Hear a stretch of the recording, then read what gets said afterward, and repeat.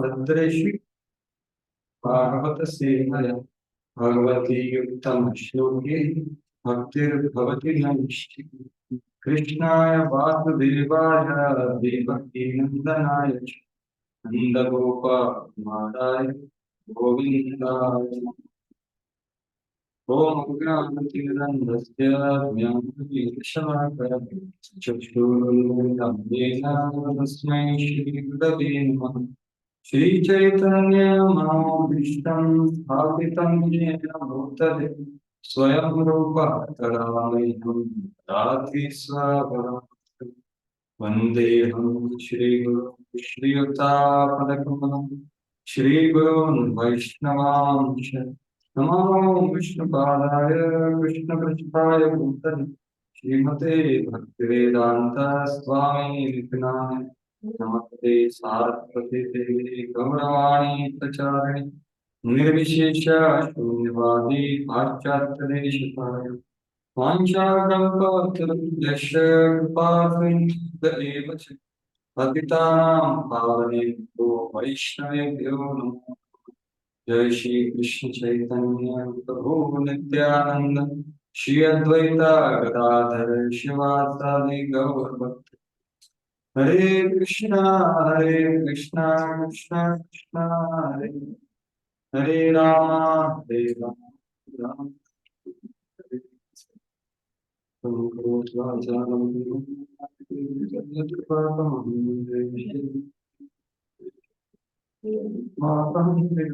परमेश्वरस्य परमात्मानं शृणामि कामेशं जयो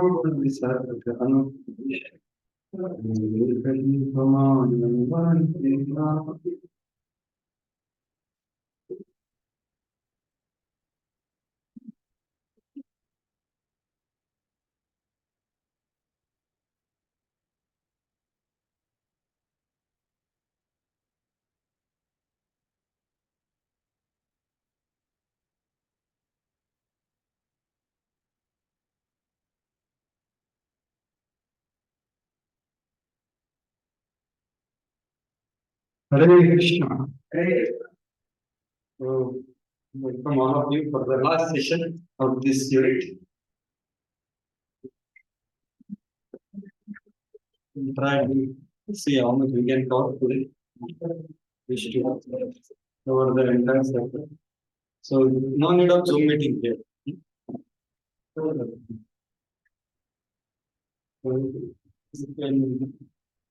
For the let us see how much we can do today because it's a very important chapter what we are discussing. So we saw yesterday that Narada arrived because of sincere reflection, introspection, and regret and anticipation of mistake by Vyasdev. And, so Narada appears. He respected Narada not because he was Narada, but he was representing Brahma and Krishna. That's the Guru Tattva we discussed. So I request all of you, if you wish, you can hear those two lectures. The first verse of this chapter, that is 141 and 1433. So accepting knowledge only is the last verse which we discussed today. The Guru Tattva depth, and the first verse is what is the title of lecture I had shown here. So that is also important. Submitting to Parampara. What is realization? That whole purport. Right? So these two lectures are available. They are very deep. You can understand. So actually, when you see the context of Bhagavatam and then you hear a Bhagavatam class, then it will show something different in the lecture, which we have heard before also. Let us see. Please hear that if possible. And so then Vyasa was nicely inquired in one way sarcastically, but compassionately he depicted and recognized the work of Vyasa before diagnosis, right? By asking him question. There is no lack of Shastric knowledge in you, there is no lack of realized knowledge. Because you have composed Mahabharata, there is no lack of Shastric knowledge. Realized knowledge, no lack because we have composed Vedanta. But still you are dissatisfied. So then he diagnoses, not that just as I was telling, just come and someone gives you diagnosis. He is not able to accept because he will understand that I am not understood. I am not understood why I should accept. Narada is not ready. So that's how his Sharanagati we saw that 4 verses, how he had deep faith on Narada. He asked. And then 8th chapter or 8th verse onwards, we started discussing the diagnosis. So 8th and 9th verse is the prompt diagnosis of Narada. And then he starts telling about how literature without glories of Lord is biased thing. His place of pilgrimage of crows, or in other words, prostitute hunters. Kakutulyana. So, and but the contrasting it to say that any literature will glorify the holy name of Lord and that can have no embellishment and all these things. But still, even if there are many faults in it, grammatical or whatever, but it is sung by those who are thoroughly honest. Shrunavanti Gayati Grananti Sam. If they have opportunity to hear, they will hear. They don't have opportunity to speak. If they have opportunity to speak, they will speak. If they don't have any opportunity, they will sing themselves out. Shrunavanti Gayati Grananti Sam. And then we saw the 12th verse is that not just the words, but the work and the wisdom. Also, devoid of bhakti doesn't look good because it doesn't give any fruit. Right? So that is Nishkarmam Api Achyuta Bhava. Achyut Bhav means understanding Krishna to be Satchitananda. That understanding is Achyut Bhav. It is not just activity. Activity is done with knowledge. But if knowledge is not proper in terms of Achyut Bhav, Varjitam, then even all other processes and even bhakti also, one will not attain. That's Bhagavad Gita. Moghasha, Mogha Karmano, Mogha Jnana Vichita. So even devotees, the so-called devotees who have no clear understanding of Krishna's form, they will also not attain Vaikuntha. So I think we saw that 12th verse. There only we stopped, huh? Or 13th verse also we saw? 13th also. Here only we ended, no? 12th only. Ah, yes, Achyut Bhav. So we'll go ahead. Text 13. So before going ahead as we do every day, so some reflections from yesterday. Anyone from online or offline? Any reflections? What we discussed yesterday? Yes. No one wants to say? Yes, bro.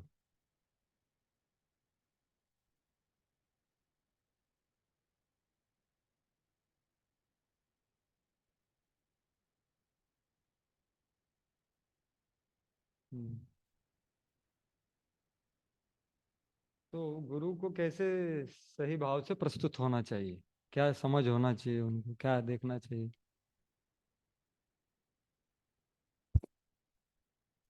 Hmm So Narada was respected not because of he was Narada, but he was representing Parampara. So that's what we saw from that lecture, that we should not be extreme in our approach to our Guru. That my Guru is God and whatever he says is best for me, and everyone else, whatever they say, it doesn't matter. This is one extreme where Guru groupism happens. And another extreme is our friends in Bangalore. So they say that Prabhupada, founder Acharya, is the only Guru. All others are not qualified. So that actually Prabhupada could not create anyone like that. So it's not it's inappropriate actually. So these two are extremes. We have to have right approach towards our spiritual master by and willing to offer all our affection, love, and dedication and service and obedience to the connection, the link to the parampara. At the same time, we should have proper respect to those who represent the same. Right? So that's what we saw. These two extremes have created havoc and will create havoc without proper understanding of Guru Tattva. So Maharaj was mentioning that the glory and beauty of Guru Parampara is this, that one has proper respect for what one represents, not what he is. Then there is no problem if that person also has some problem. Right? The Laukik Shraddha, that issue has happened in his. That Guru leaves and then everyone leaves. 2,000 people, can you imagine? It's very painful. So that's why Bhagavatam at outset only is showing. So yes, that was one important thing. Anything else? Yes, bro. You were sharing that point of yatha and tatha, means ऐसा नहीं कि Vasudev had not glorified the bhakti, but not to the degree he has glorified dharma, artha, kama, moksha was predominantly appearing. So there are some shlokas or something about it, but not the end result also is appearing to be something different only. So how Bhagavatam is concluding the same, like Dhruv Maharaj past time you shared also. Yes. In other Purana, the conclusion is different, and in Bhagavad Purana, conclusion is completely different. Yes. So that way, first time I could understand what it meant. That exactly why he was not satisfied. Because I was also thinking we quote Padma Purana, the Purans, but although bhakti is there, but not fully, not to the extent it should be glorified as it is glorifying the Purusharthas. Basically, two words. If you ask what is the diagnosis, not repetitive glorification and clear. So clear means what? What is the purport of the story?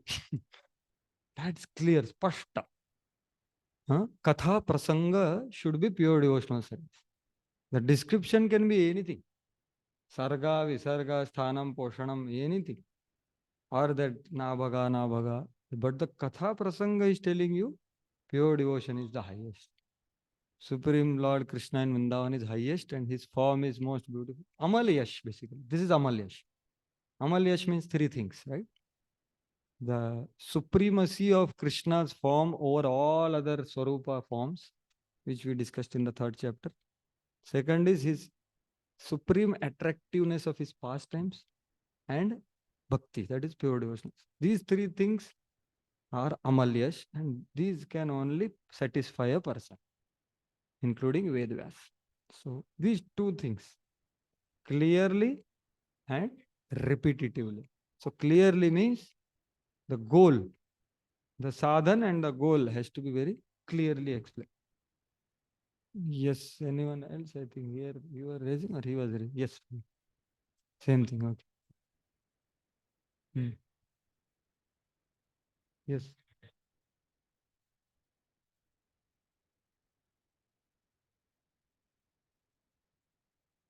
Has to be there, not at the end of the service. Like generally we do service and when we get results, we are happy. But you're telling that happiness should be throughout the service because we are doing bhakti. The process itself should give us happiness, not only the results. So we should ask ourselves what we are dissatisfied with. Are we dissatisfied because we are not getting results or there is some other reason? So dissatisfaction should not be because we are not getting results of the service. What Prabhupada says there is, so one should search satisfaction beyond matter, right? So matter means surely all of us are doing bhakti, so there is nothing matter, but material aspects and material experience is there. So as you mentioned, so surely we should plan for results, we should have some strategies, but the issue is we should not be attached to that and we become dissatisfied. So that's why we have to see the practice and the process should give this thing. And results can give happiness, there is no problem.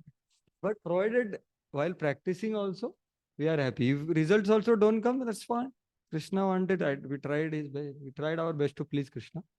And whatever was instructed, we tried. So it came very good. It didn't come, okay, maybe some mistake is there. Try to improve. Yes. So yes, that was there. Very true.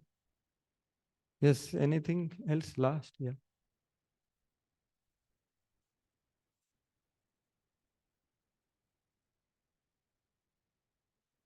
Understand that there is fire. Even though language is not same, in the same way the literature, we are not concerned with the language, we are concerned with the techniques, like that Prabhupada is telling.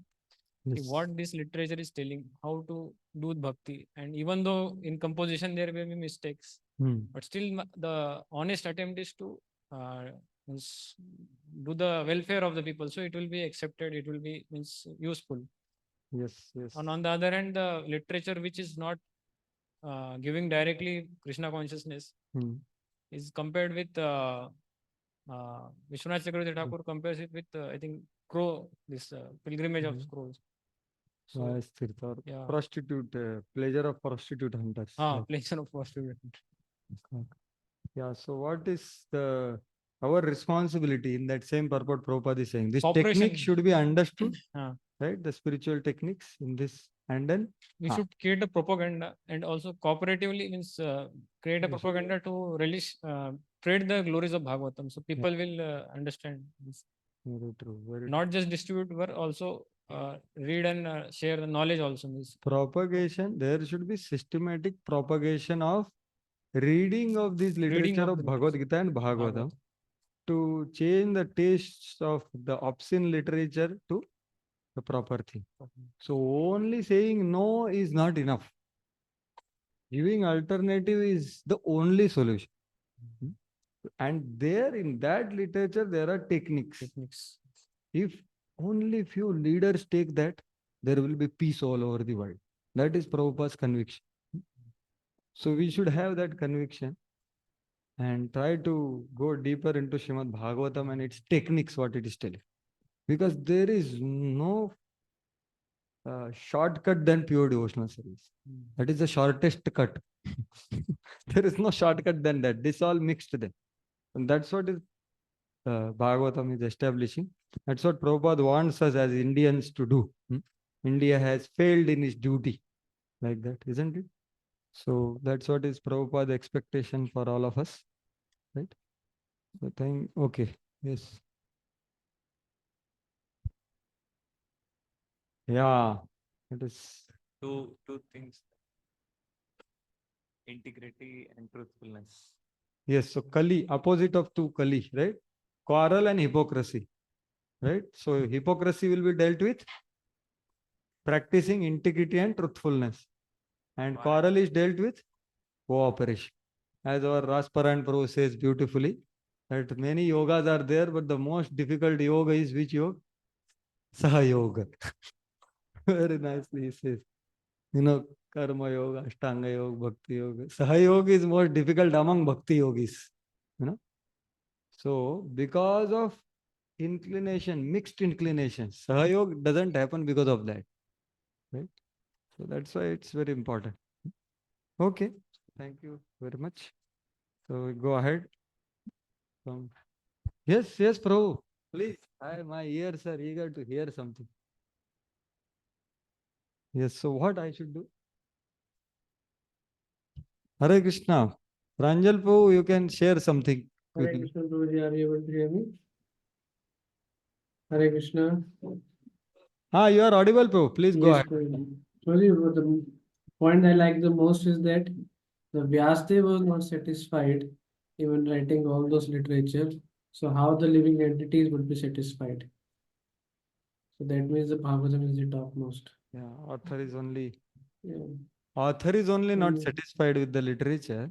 Then how the followers will be satisfied? So it's very relevant for all of us preachers. We want to preach to people and make them satisfied in something, right?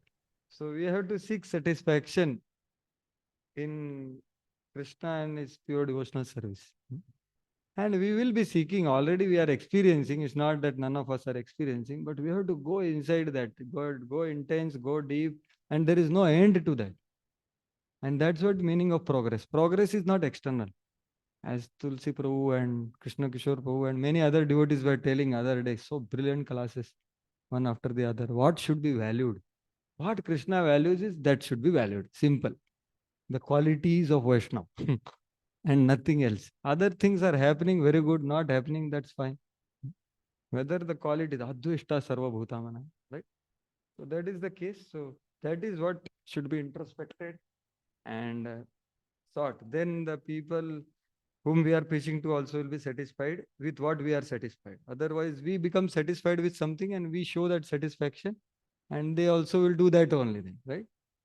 So we have to be very clear actually about it. So let us go further. So now text 13. So you are showing the same or this is that file only? Some what? So now it is highlighted things are there both places. Okay, very good. So link is there, right? So now now he is giving instruction. 13th verse is the instruction now. After recognizing his work, after diagnosing very heavily, quite heavy actually to speak to Ved Vyas like that. But Narada could do. And then he criticized Vyas Tirtha and all. And now in 13, he is giving instruction. So expertise in knowledge, speech, activities, wisdom, word, work is useless without bhakti. So please describe Krishna Leela. That is this verse. Because you are highly qualified. What are your qualifications? So that is also given in this verse.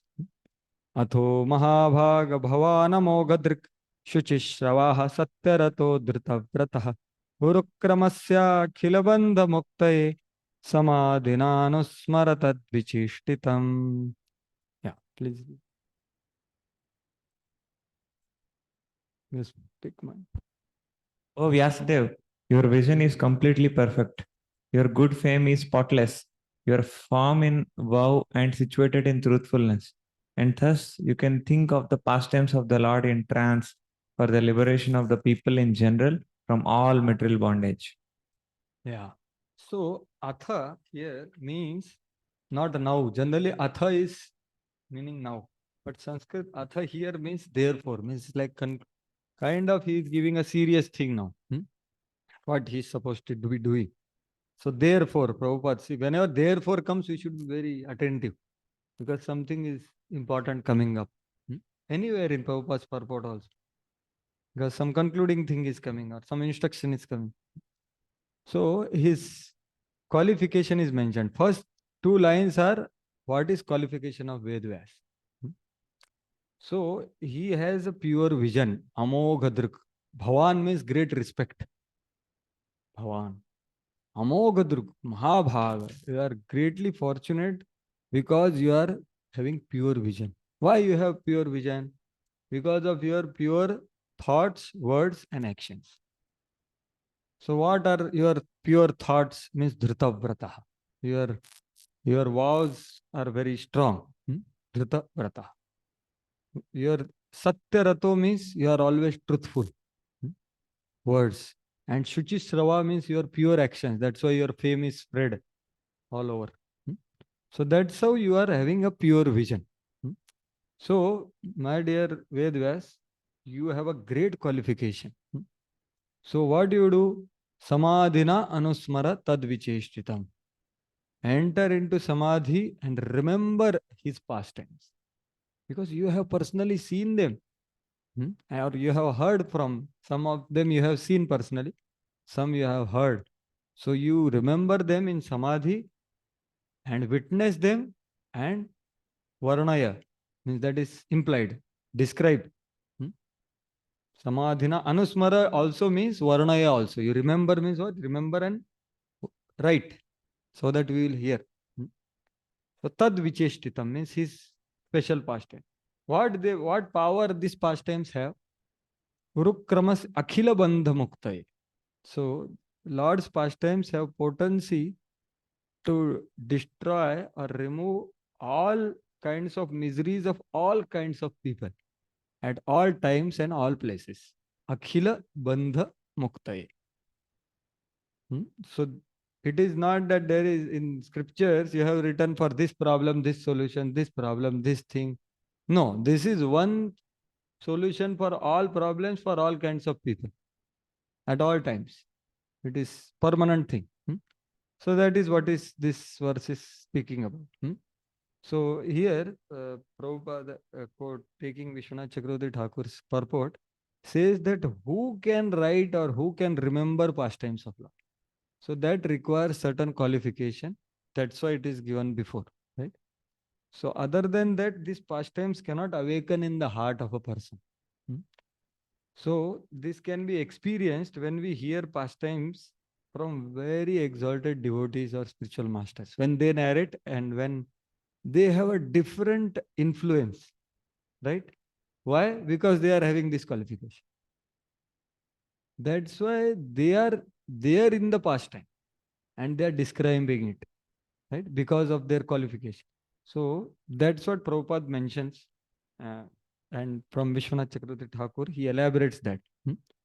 Otherwise, no one can do that. So Samadhina means Chitta Aikagrena. With singular focus on pastimes, describing the pastimes of Lord. You smrutva means what? Varnayati iti artha. So you describe also. So yeah, you can see here. Yeah, please read this. Okay, here it may not be there, na? Oh Vyasdev, your vision is completely perfect. Your good fame is spotless. You are firm in woe and situated in truthfulness. And thus you can think of the pastimes of the Lord in trance for the liberation of the people in general from all material bondage. Yeah. So this is the translation, right? So very clear what we already discussed. So now we'll go to the purport. So purport Prabhupada says initially Akhila Bandha Mukta, that already I described. Sri Narada Rishi, being the best among the Vaishnavas, is compassionate towards such unfortunate victims of worthless literature. Thus, he advises Vyasdev to compose transcendental literature, which is not only attractive but can also actually bring liberation for all kinds of bondage.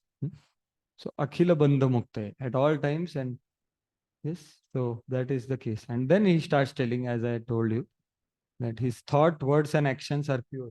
You are able to see, right? Satyarato, Vritavrataha. So, Prabhupada's words are there. You can see that. Or maybe, okay, you can read this part. Amogadrik. Mod Gadrik. Srila Vyasdev or his representatives are qualified because they are rightly trained to see things in true perspective.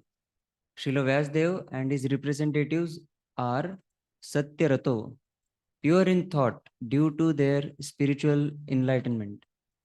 Dritavrata, fixed in their vows due to their devotional service, and determined to deliver the fallen souls rotting in material activities. That is the compassion as well. So unfortunately, I am seeing, as I told you already, thousands of literature and thousands of other things are there, but none of them have brought any peace and tranquility on earth. So that's why there is a vacuum in those literatures. These pastimes of Lord are not there.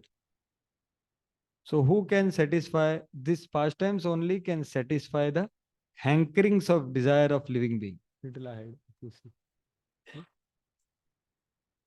Which alone can satisfy the hankering desires of a living being. So yesterday also we saw the spiritual urge of the soul is satisfied by Srimad Bhagavad. So same thing is repetitively emphasized here. And it is meant for all the living beings all over the universe for total liberation from all kinds of material bondage. See, Akhila Bandha Mukta means all, everything. There is no separate program is required. Like yesterday, Prabhupada is telling, even since child is there, even if he doesn't understand, if he is there among devotees, he will become devotee. Like that. And if there is Shravanam and Kirtanam of Gita, Bhagavatam, like that, right? So, and then qualification. The qualification of Vedvyas. Only liberated souls can recite this literature. Therefore, you can read that part. last part of the purport. Therefore, Therefore, the vision of the author comprehends past, present, and future. Such liberated person as Vyasdev are perfect not only by the power of vision and wisdom, but also in oral perception, in thinking, feeling, and all other sense activities. yeah. So basically, they are faultless, like person. That's why they are able to describe going in samadhi. So Srimad Bhagavatam, there, if you sir, is the perfect description of the all perfect personality of Godhead by all perfect personality Vyasdev and the compiler of Vedas. So that's the value of Srimad Bhagavatam. So here the qualification is mentioned. I was telling you. Swaprakashitvatvad means the pastimes of Lord are self-revealing. Anantatvad means they are unlimited. And Atirahasyatvad means they are extremely confidential. So, Bhaktimati Shuddha Chitte Swayam eva Spurati. Only the heart which is purified by bhakti, automatically they will manifest. Anyapi kenapi vaktum grihitam cha ashakyatvat. It is impossible. There is no other method only. Only method is to amale bhakti. What is that? Bhakti yogena manasi samyak pranahite amale. So that is the only way. So heart which is completely purified by possessing bhakti, Leela will spontaneously appear. Otherwise, there is no other way to speak those Leelas. This is the method to witness Leelas. Like that. So that's why we see that when we hear the pastimes of the Supreme Lord from such great souls, pure devotees, they are completely different experiences there because of their qualification. So it's not about the content and details and study and etc. That might be there, but the main qualification is their pure heart. So now, having said that in positive, now he is telling negative, like smartavyam satatam Vishnu, vismartavyam na jatuchi. The second part is very heavily told now. That if you try to describe anything else other than Krishna, then it will lead to separatist vision. It will lead to destruction. That is the next verse. Tatonyatha kinchana yadvivakshatah prathak drishastatkruta rupa namabhi nakarhi chitkvapi chadusthita matihi labhe tavata hataranauri vaspadam. Whatever you desire to describe, that is separation in vision from the Lord, simply reacts with different forms and names to agitate the mind, as the wind agitates a boat which has no resting place. Yeah. So recently this verse was quoted by one wonderful devotee in Bhagavatam class. Anyone remembers that? Such an amazing context he was telling. Same verse was quoted. So let us see the meaning. So before that, maybe one hint I will give. So selection of the object. He was saying that. No? The disturbance is caused because of wrong selection of object. Like that. So who was telling that? Anyone remembers? Recently. No?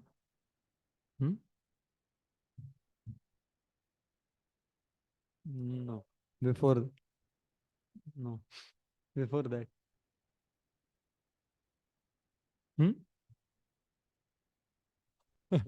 They all are wonderful, Baba. Sorry.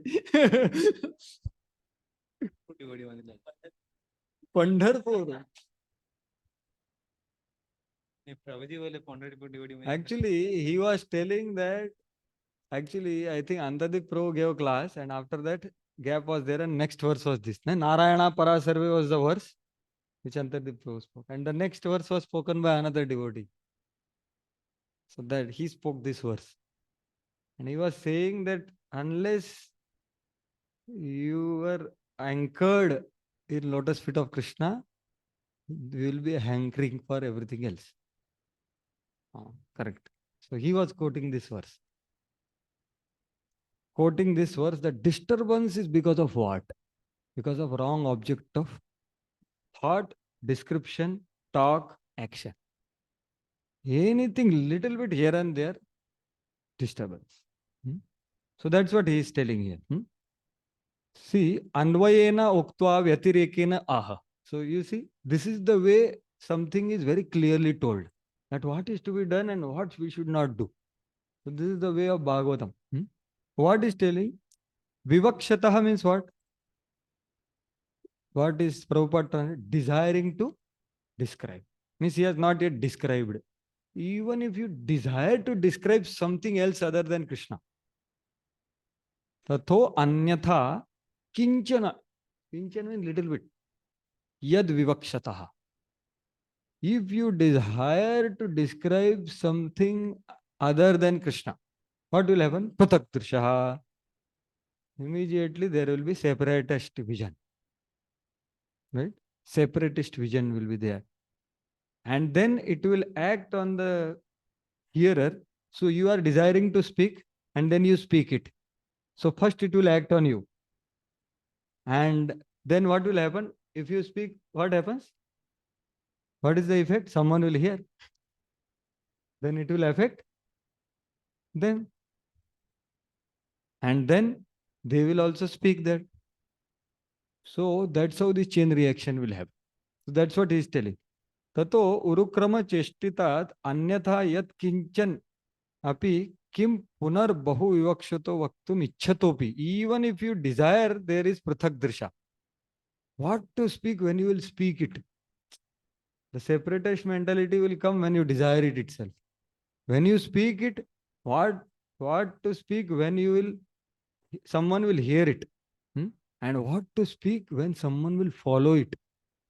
Because after hearing, they will follow. Right? So that's how he's Kaimutya Nyayana Darshitaha. How the distraction becomes deviation and destruction. You know, that little bit we hear na, that plane, little bit is there, then it at the end it goes somewhere else. So that's what it is telling. So Pruthak Drishaha. Because it will act, because anything other than Krishna has so many names, like you have told in scriptures, so many demigods to be worshipped. There are so many sadhanas. There is so many yoga paths, and in that also. So there are different names, different forms. They will all manifest. And what will happen? Pruthak Drisha Tatkrita Rupa Namabhi Na Karhichit Kwapi Cha Dustitamati. So that mind will not get sheltering place only. Aspadam means what? That aspadam is the word which he referred, the object of shelter. So just as the mind will be disturbed by all other forms and names. Like Prabhupada, while in Vrindavan, he wrote, na, all my family members, what are they? They are all list of names. That's what everything in this material world is, list of name only. Everything. Whatever it is. So Prabhupada is writing like that. So that is the temporariness of the objects and the worshipable objects or whatever. All this are there. So that causes the agitation in mind. And that agitated mind is compared with a boat in the ocean. So that boat is not anchored to the right thing. What will happen? Wind will come from this side. It will move that side. Again, it will come here. Like that, it will move, and one day it will sink. That's what is told. Labheta, na labheta aspadam. Karihichit kwapi. He will never get that. So that is the meaning. Sarvatra hetu pratak drishaha. So you desire to speak, you speak it, someone hears it, and someone follows it. So it is all going to create series of disturbances in yourself and them. That is what is told in this particular verse. So that mind will never, not at any time and not at any place, get the shelter. Aspadam. So that's what is there. So see here, last line, Vishwanath Chakravarti Thakur. It is like a boat beaten by the wind, being turned about by the wind and going in various directions, struck by the wind, it sinks. Similarly, intelligence is destroyed because of skillful words, poetry, karma, and jnana. See, earlier he was telling, na, if you try to describe anything other than Krishna, even if it is skillful words, even if it is nice poetry, even if it is nice activity or sadhan, or knowledge also, it will all, it will never make intelligence steady, anchored, without Krishna. And you will see that there is one verse named Idam hi Vishwam Bhagavan Ivetaro, right? So that verse is 20th verse, right? 20th verse in the same series. So Idam hi Vishwam Bhagavan Iva means everything is Bhagavan and not Bhagavan. So that's how the vision of Ved Vyasis and the devotee should be. So that's how anything he is describing in connection with Krishna. Like that. So that verse we'll see, but I'm trying to connect so that what Narada is expecting here is being told. So Prabhupada also writes that, please read this. Prathak Drisha Dustita Mati. He is telling explicitly. Or anyway, I think I told, right? Here, first paragraph, you are seeing the Vyasdeva has written so many scriptures and different levels of realization, Brahman, Paramatma, Bhagavan, or so many demigods, different forms and names. People in general are puzzled how to fix their mind in service of the Lord. And they are always disturbed about finding the real path of realization. So in India, it is all the more Monday, Tuesday, Wednesday, different people go to different places, right? So various sadhanas, various object of worship, aradhyas, and various sadhyas, the goals. Sas, the breath. There are so many varieties. Different sadhan, different aradhya, and different sadhana, sadhya. So, but ananya bhav means no difference in that. Very clear. Because of these only three things, there is puzzle and disturb. There is no Vyavasayatmika buddhi because of that. So, Srila Narad Deva is tracing this particular defect in the literatures compiled by Vyasadeva. Thus, he is trying to emphasize describing everything in relation with the Supreme Lord. So, Sarga, Visarga, all these things are described in Bhagavatam. But if you see, it is in connection with Lord. When you study Sarga, you will understand that how in every step of Sarga, the intervention of Lord is there. So that is given in Bhagavatam. Although Sarga, Visarga is explained so many places, that is not like this. So everything is in connection with Krishna. And that means what we discussed on the day 1. What is that? That all other 9 topics are meant for what? Ashraya Tattva, indicating to the Ashraya Tattva. So it's all Krishna, all throughout from 1st to 9 cantos also. Provided we see like that. We see like that and we identify that, then there is no aprathak drisha. There is a correct vision. Like root, Prabhupada gives various examples, which Narad Muni only gives below. What is aprathak? There is nothing existence except the Lord. So how the root of the complete tree, the stomach of the complete body, right? So when whatever we see in this world, whatever we experience in this world, whatever way we interact, we have to connect it to Krishna. And that is, if we don't connect, that is called Maya. That is Chatushloki 2nd verse. Right? What is that? Anything you value in this world without connection to Krishna is Maya. That is the definition of Maya. That's what Prabhupada is telling here. Actually, there is nothing except Krishna. Because everything is connection with Krishna, empowered by Krishna, maintained by Krishna, and even taken back by Krishna. So we have to see everything in connection of Krishna, and that can happen only by Bhagavad Gita and Bhagavad.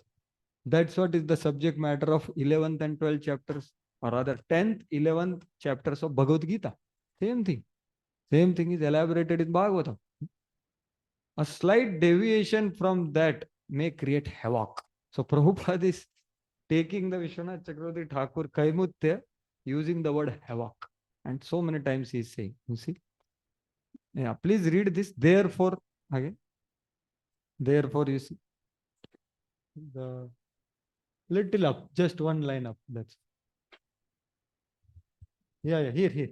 नीचे नीचे Therefore, onwards, I had highlighted. Therefore, Sri Vyasadeva should not have compiled any Puranas other than the Bhagavad Puran, because a slight deviation from that may create havoc for self-realization. If a slight deviation can create such havoc, then what to speak of deliberate expansion of the ideas separate from the absolute truth of personality of Godhead? Sri Vishwanath Chakra Thakur, That you read directly. The most effective. the most effect part of worshipping demigods is that it creates a definite conception of pantheism. Yeah, pantheism. So see here what Prabhupada Vishwanath said, na, that desire to speak itself is havoc. What to speak of if you speak it? Same thing Prabhupada is saying, right? Deliberate expansion of the ideas apart from absolute truth, they will create havoc.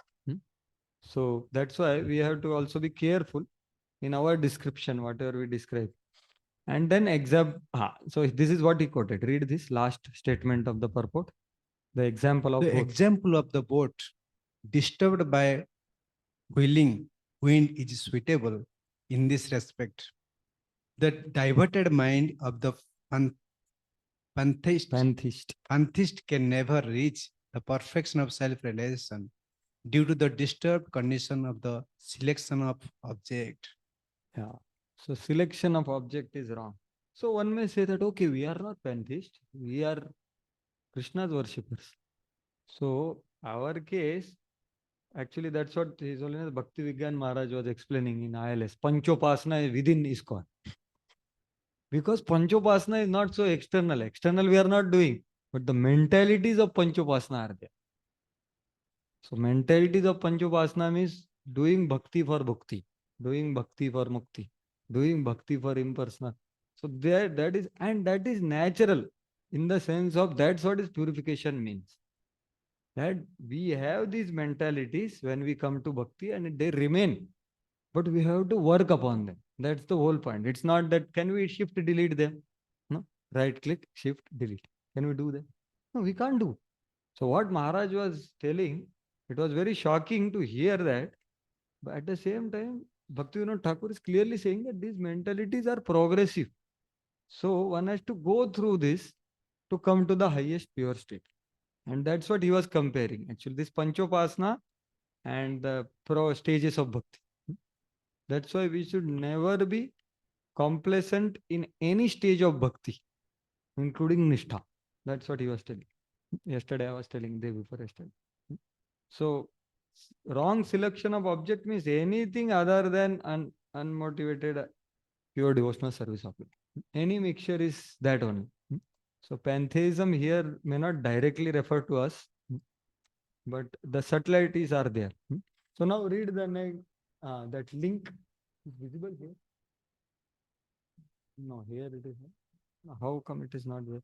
Maybe. Fine. So Ved Vyas is saying now, I wrote Mahabharat and other works like yesterday. Who was asking? Our Prabhu, he's not there now. I think he was saying, na? I wrote Mahabharat and other works so that people could hear the glories of Lord.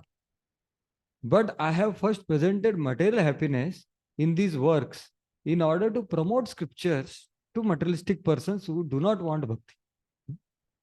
But that is not my real intention. My dear Narada, you are telling me that don't describe anything else. But please understand, I have written Mahabharat. For what purpose? These fellows are not interested in bhakti. They are interested in sense gratification. So what I did is, I gave them some sense gratification so that they will come to bhakti. That's how I have given Bhagavad Gita. I have given Narayaniya. I have given Bhishma's instructions. Right? At crucial places, I have put bhakti.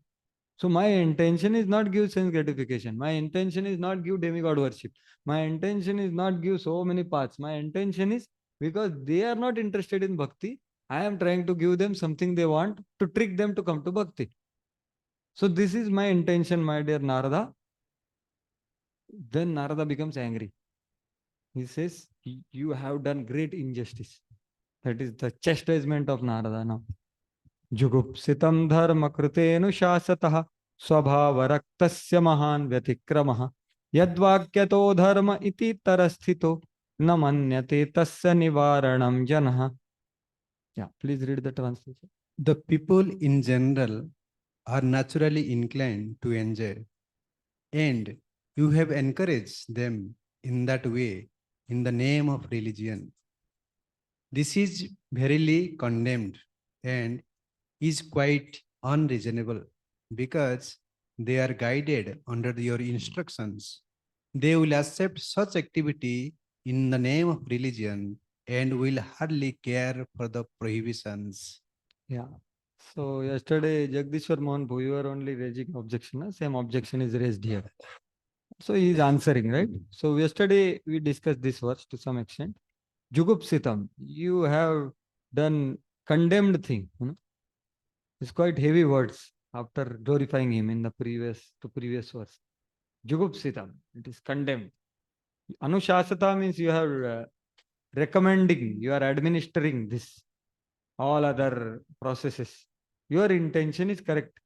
But problem is in the audience. Audience is how? Swabhava raktasya. They have great attachment for their previous impressions, nature. So they are naturally going to selectively follow you. So don't tell something intermediate as a goal. Then they will take that intermediate to be the goal only. Your intention is take to intermediate and then tell you go ahead. But they will say no. They will take that intermediate thing only as goal. That is dharma, artha, kama, moksha. No, you don't do that. Mahan vyatikrama, great injustice is done. Instead of helping them, you have injured them, he said. So it's quite heavy words among two people who are greatly concerned about entire society. You have injured them. Vedvyas is being told like that. Why? Because yad vakyato dharma iti. They will say Vedvyas is saying I am doing. And then you tell them that, so Prabhupada writes in the purport, what Vishwanath says, is that people will kill the animals, saying that Vedvyas has given license for it, and they will offer and they will eat. So Prabhupada says that Buddha's incarnation was predicted by Narada. And this happened. This did happen, right? The hinsa, so much hinsa happened. So this is predicted. For eating meat, people will take your name and eat. And if you tell them that, Prabhu, ayad is there, sarva dharman parityajya. No, we are follower of Ved, we will follow this dharma. Like that. So that's why you have disturbed them. You have created, it is very great injustice you have done to them. Because they will not accept the further progress in that path. So don't tell something intermediate as goal to people who are unqualified. You tell the highest. You can be lenient in your acceptance, but tell the highest. That is the goal. Because what is the problem? Your levels, they will not accept.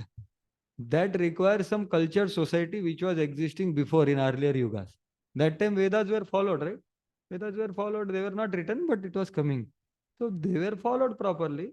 But now in Kali Yuga, the problem is not with your intention or your action or your writings. Problem is audience will not accept the levels which you are thinking.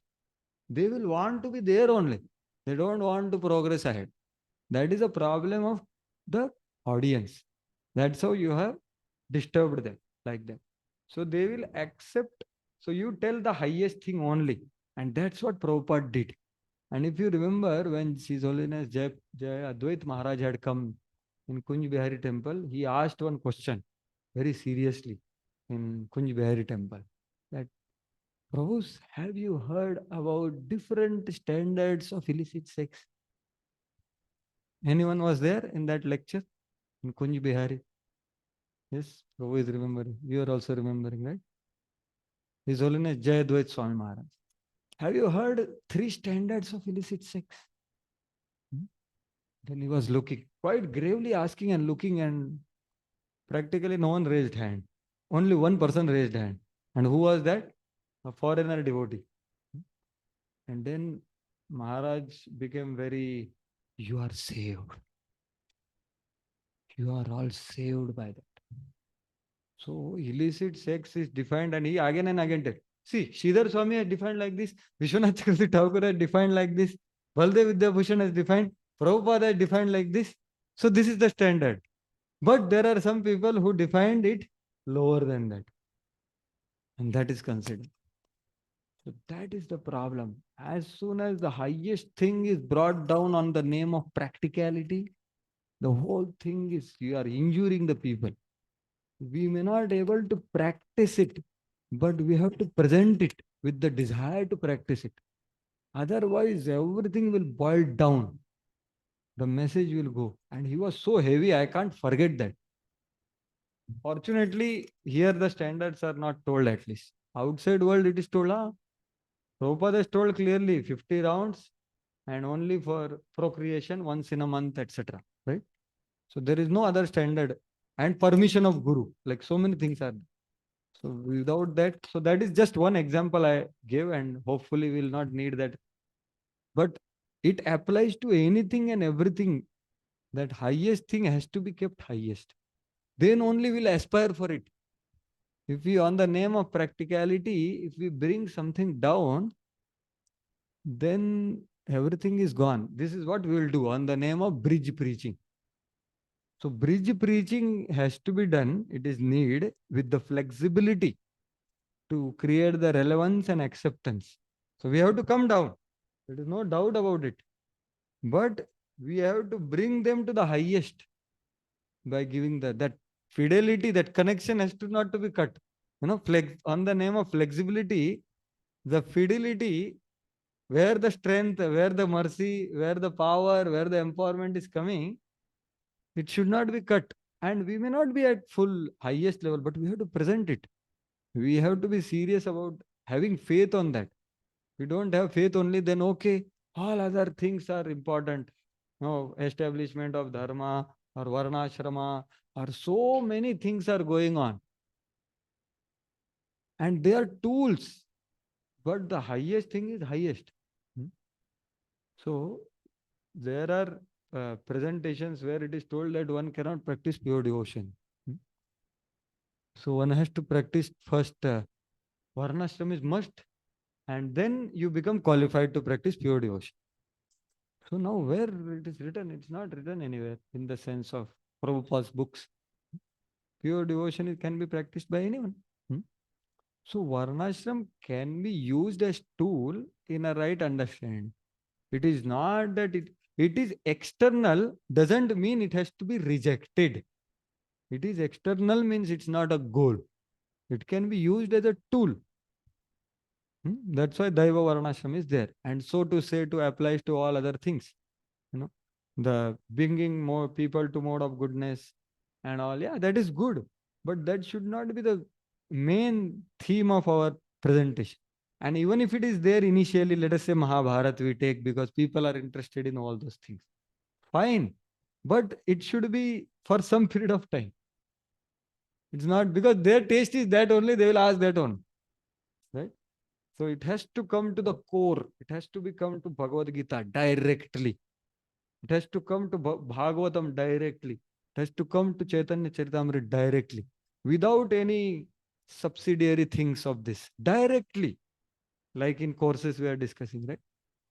There are other things which can be brought to Bhagavad Gita and Bhagavatam. And then let us go in ahead, like that. So you do whatever it takes to bring people till there. That is required. But we have to know the fact as early as possible is best.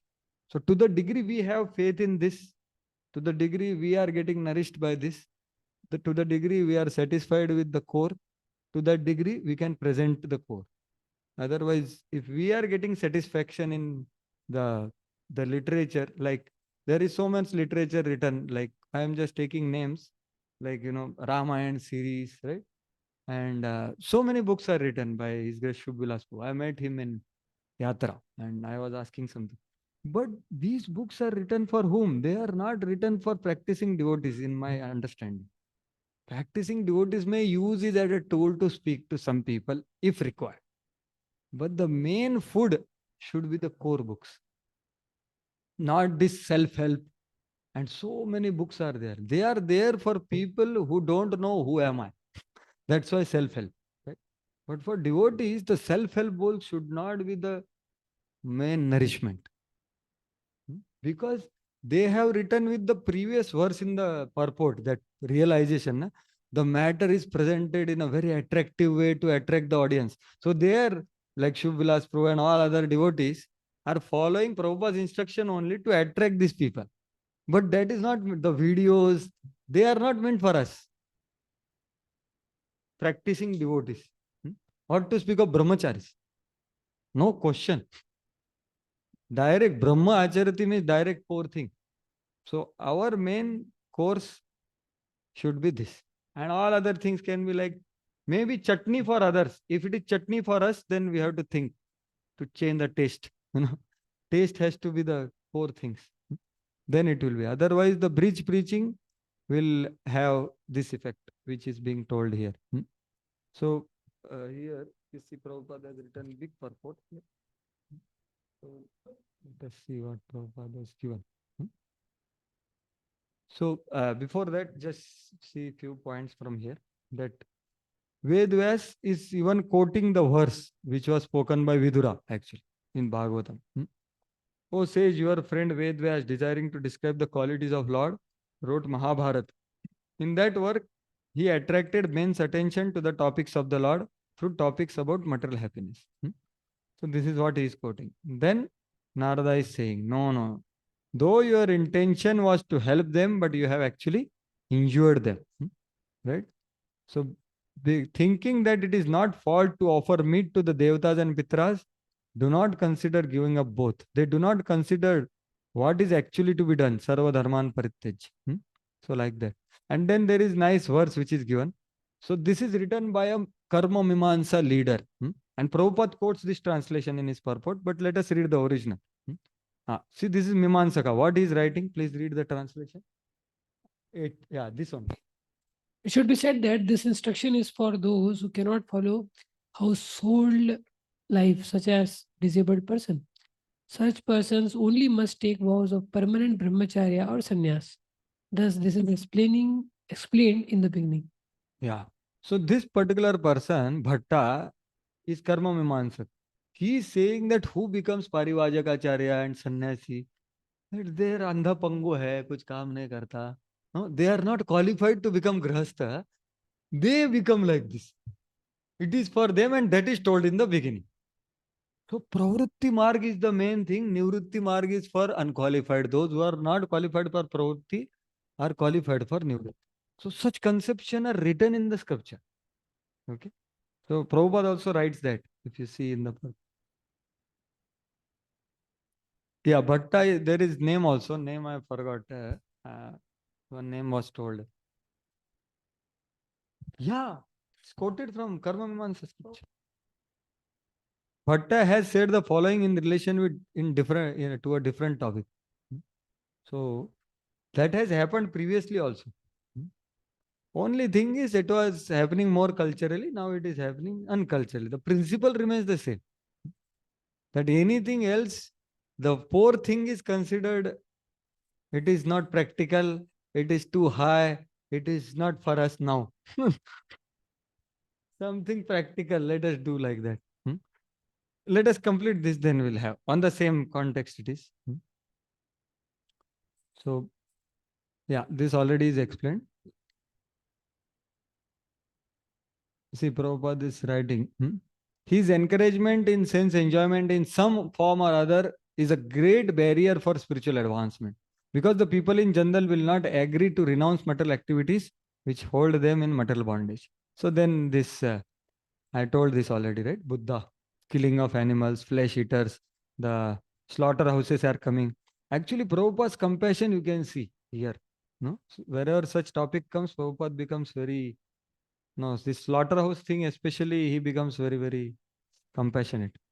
So see, this is what Prabhupada has also quoted. According to them, the so-called renounced order of life is meant for those who are unable to earn their livelihood because of some corporal defects. अंधा पंगु है, कुछ कर नहीं पा रहा है, इसलिए प्रचारक बन जाता है, नहीं तो संन्यास ले लेता है ऐसा. For the persons who have failed to achieve prosperity in family life, they are not skilled enough to enter into grahastha life. So like that, some devotees are asked also, right?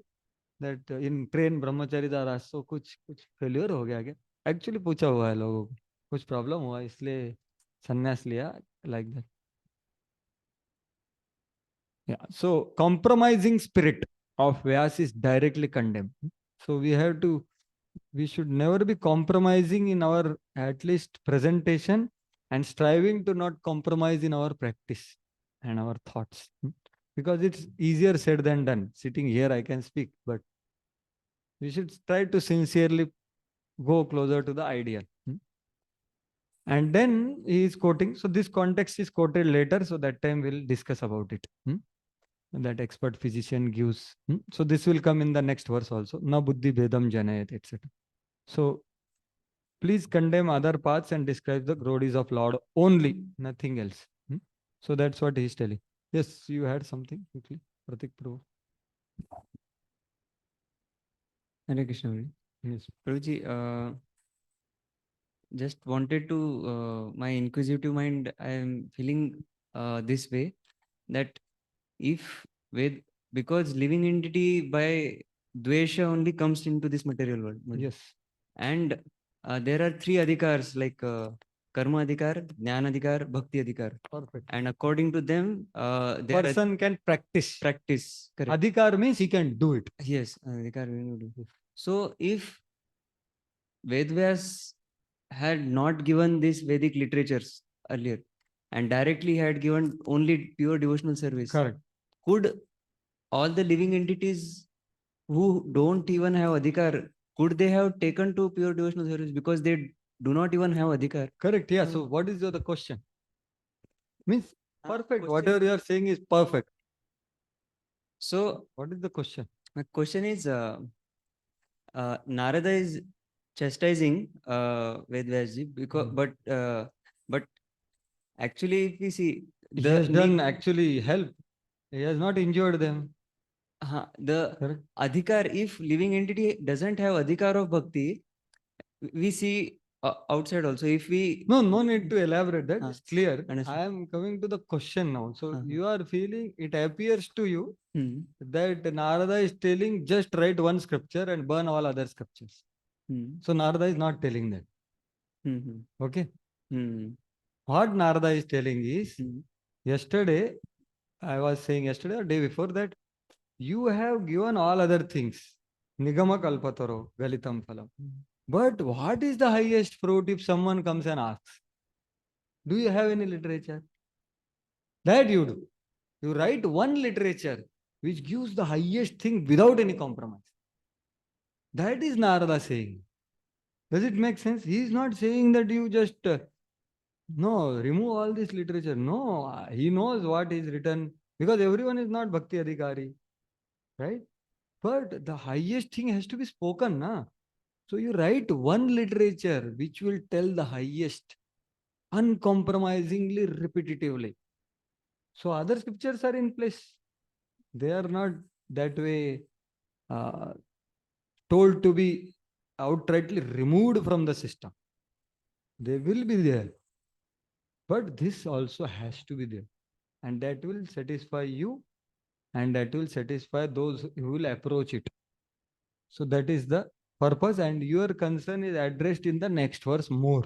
So we'll go to that. Right? Your concern and Vedvyas' concern is the same. He is wondering now, what about people who are not qualified?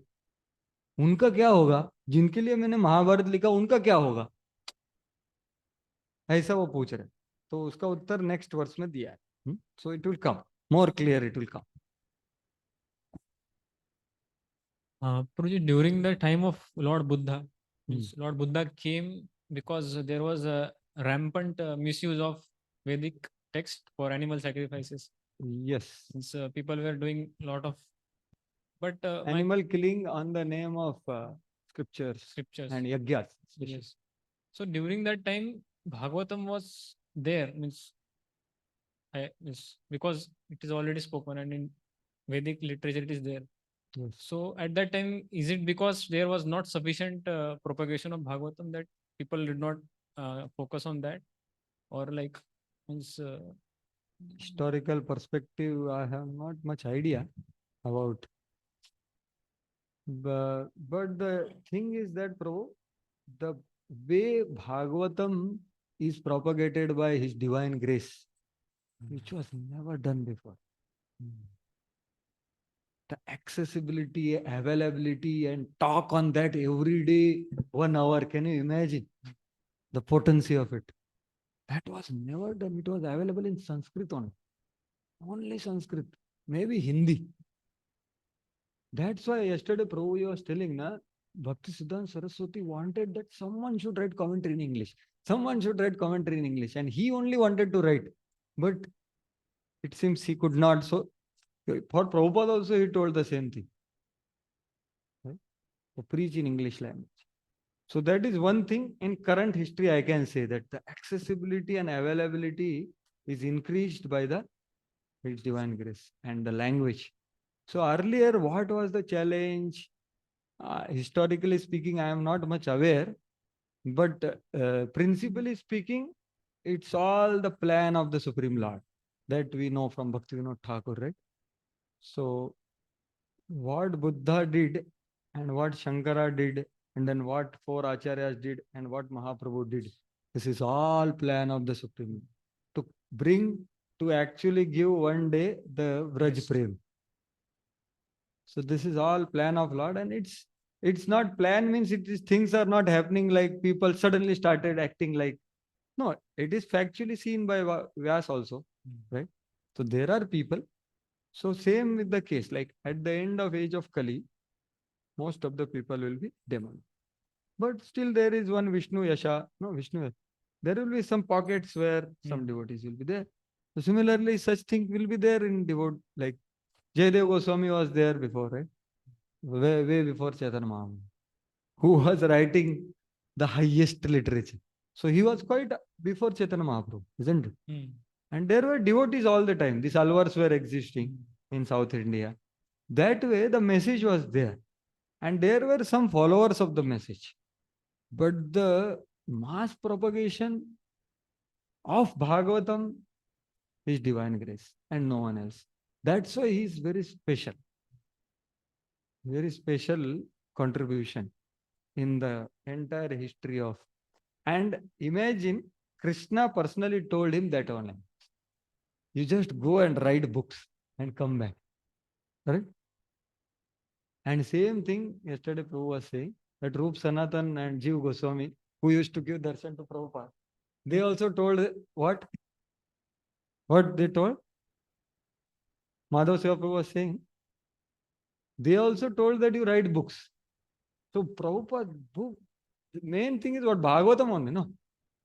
Bhagavatam Chaitanya Bhagavad Gita. So that's why, and that thing has happened now. And more pronounced way all over the globe.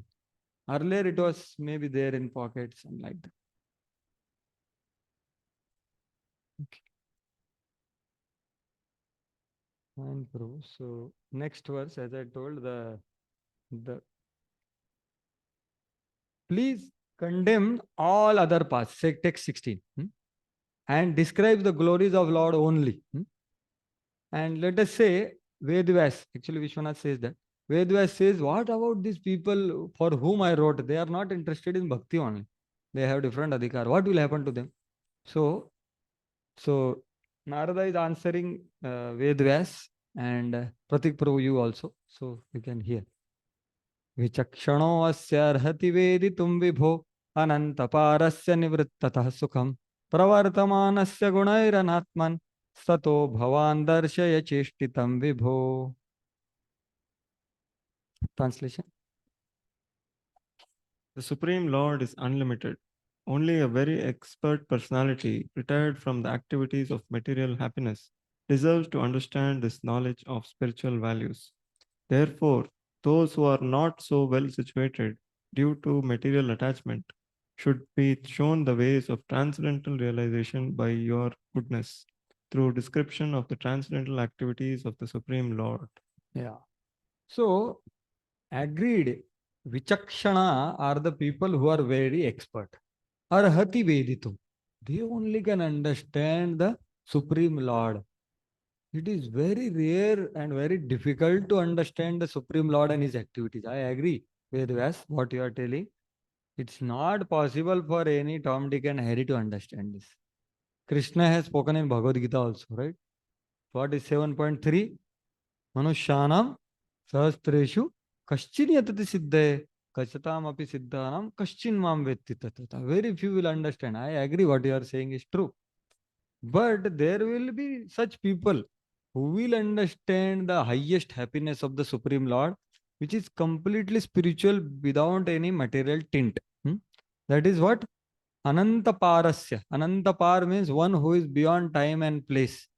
Nivrittitah sukham. His happiness.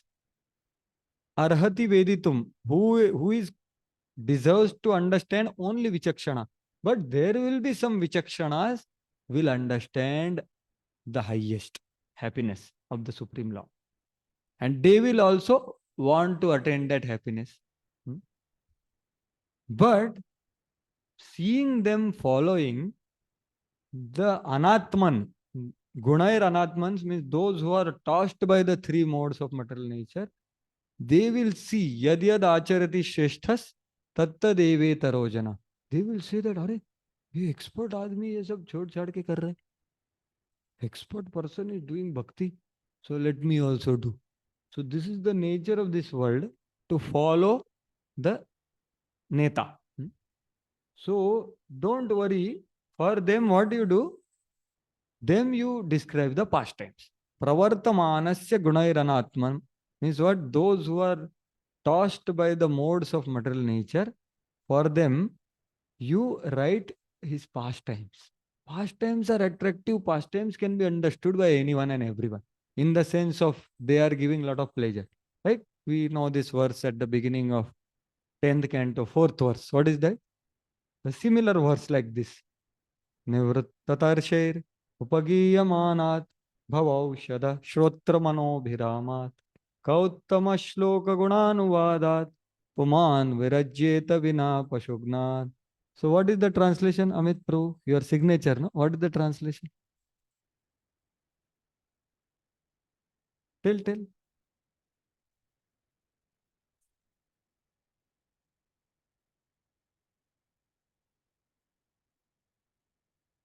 Yeah.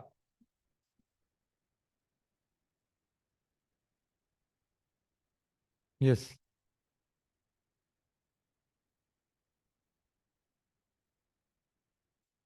Hmm.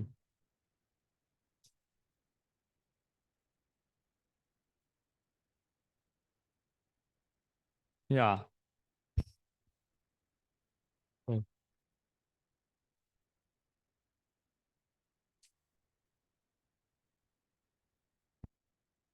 Will not tell is this. So bhubukshu, mumukshu, and completely liberated, nivritta tarsha. For all of them, only one thing, right? Akhila bandha muktaya. It's one solution for everyone. So don't worry. For Ananta, no, for these people also, when they hear pastimes, they will want to hear, because anyway, it's about Krishna. And Krishna's pastimes are like that. They want to hear. They will conduct this, that. And they will manobhiramat. Their mind will be satisfied. But when they will see Vichakshanas or leaders following pure devotion, they will also follow. So that way they will come. Don't worry. And to be very frank, Prabhu, many of us also might have seen some great soul. अरे यार ये लोग भक्ति कर रहे हैं मतलब कुछ तो है. Isn't it? Some of you felt like that. I personally felt when I see Radhichandra and all that time when I was doing MTech. अरे IIT का MTech है, गोल्ड मेडल ये कर रहे, मतलब कुछ तो है यार इसमें, कुछ तो है. तो ये होता है ना naturally. So that's what is being spoken here. So that's what Narada is addressing, the concern of Vedvyas. So Prabhupada also writes here. So Vichakshana, two kinds of people. Vichakshana is one, and Anatmana, those who are tossed by the three modes because of not able to control. So for both, they will understand the pastimes and tattva both, and they will relish the pastimes. So don't worry, the things will go ahead. And those who want anyway anything else to do, they will do. All other literature is there. But these devotees will travel all over the world. So that will be taken care. Don't worry. So that is the thing. By seeing, see, Prabhupada, this is Vishwanath Chakravarti. By seeing the preference of discerning person for bhakti, undiscerning person will also take up to the process. Yad yad acharati sheshta. For this reason, describe these pastimes of Lord. Show the pastimes of Lord in order to liberate those who are devoid of discrimination, anatmanaha, pushed by the gunas of material nature. O Lord, this address to the Lord implies this is possible because that even such a person giving up all else, performing pure bhakti, will attain your bliss. So like that. So they will also be taken care. Don't worry. So Prabhupada says that theological science is very difficult. Only a very expert who have almost retired from materialistic activities by culture of spiritual knowledge can be admitted to study of this great science. So can you imagine what is the high qualification of entering into Bhagavatam? But Prabhupada's compassion is coming in his purport. So he has given access to read and distribute also. Although it is very difficult to understand and grasp. So Prabhupada quotes this already, I said. So Shri Vyasdev therefore advised by Narada to describe the science of God by relating to his transcendental activities. So personality, expert, yeah. So this already, so this is the same thing, already we discussed this. Nivratta Tarshe Rupagiya Manad. It can act as medicinal doses for layman because it's Krishna. So thereby they are able to associate with the Lord. So here it's important. Devotional service is a dynamic activity, and expert devotees can find out competent means to inject into the dull brains of the materialistic population. Such transcendental activities of the devotees for the service of the Lord can bring out a new order of life to the foolish society of materialistic men. Lord Chaitanya Mahaprabhu and his subsequent followers exhibited expert dexterity in this connection. So followers, Prabhupada himself is expert.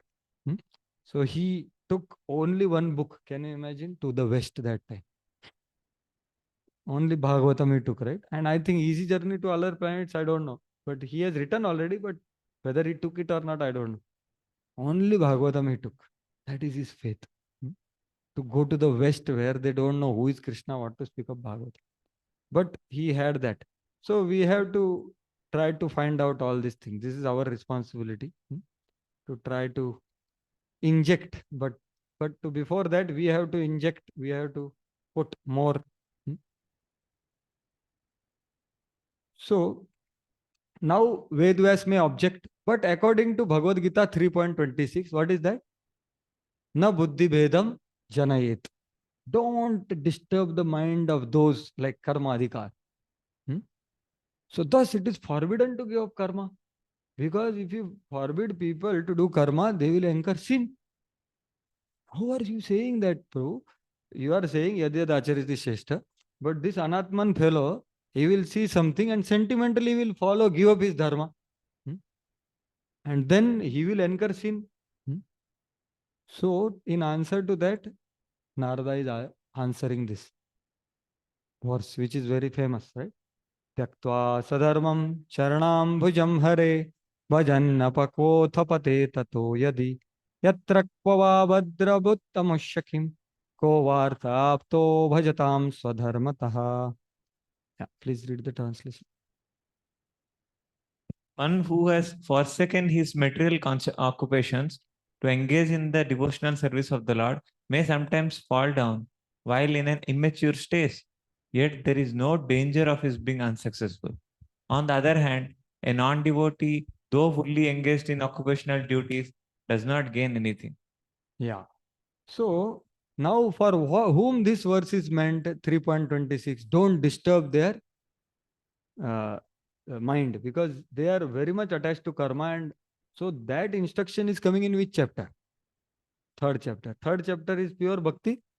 No, karma yoga. So jnani should not instruct karmi to give up his duty and come to jnana, because jnana requires qualification of purity of heart.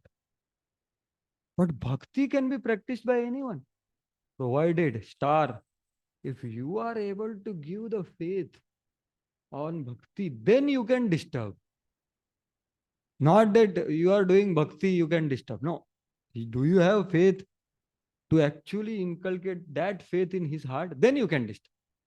Vishwanath Chakravarti Thakur very clearly says, if you have capacity, like more you have faith, more you can disturb anyone in the sense of to serve him, like Prabhupada, right? Prabhupada used to strongly speak because it's out of compassion to disturb their foundational siddhantas, right? Very strongly.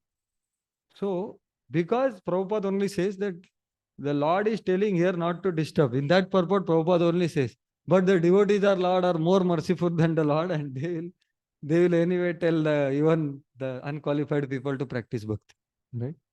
So it's up to the bhakti process in itself is very powerful. So we can disturb in the more we have faith, more we can try to give that faith to the others. So that's what is told here. And the same thing as I told here, Prabhupada has quoted in the previous purport here. You see here.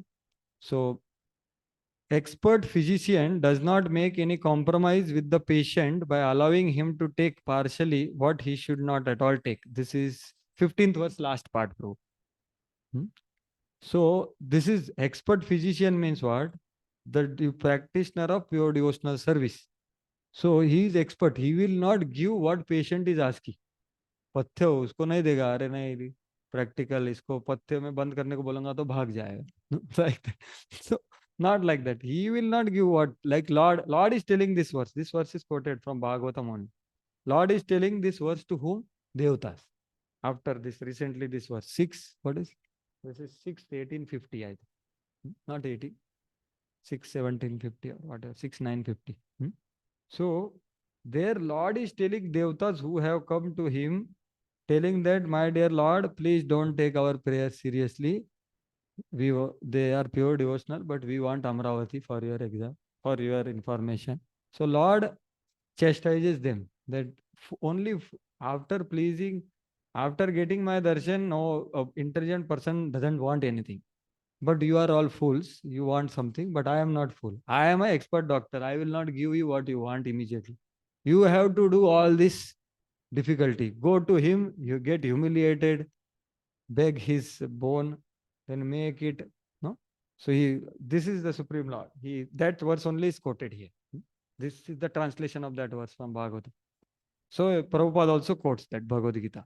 So this verse is for Jnani. This is sometimes applicable for those who are only dry empiric philosophers without spiritual realization. But those who are in the devotional line should never be advised, right? So same Siddhanta is given here. So the disturbing has to be done, so a devotee can do based on his amount of faith. So if you are cultivating some people, like Prabhupada could tell someone, okay, your family, you give it up, Krishna will take care of your family. Like Prabhupada could instruct like that. No, you get down here and open the temple, right? So because he was that much connected with Krishna, and he can tell someone that, okay, you leave your parents, leave the job and join. Krishna will take care. Hari bol. But do we have that much faith? Why we are telling him? We want to increase number? What is the purpose?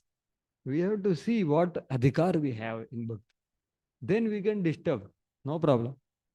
Or we have ulterior motivations. We have to see, it's very internal thing. That's why the earlier, now I am contextually speaking, why the Gauranga Sabha classes are given only by Radheshyam Prabhu now. This is the purpose.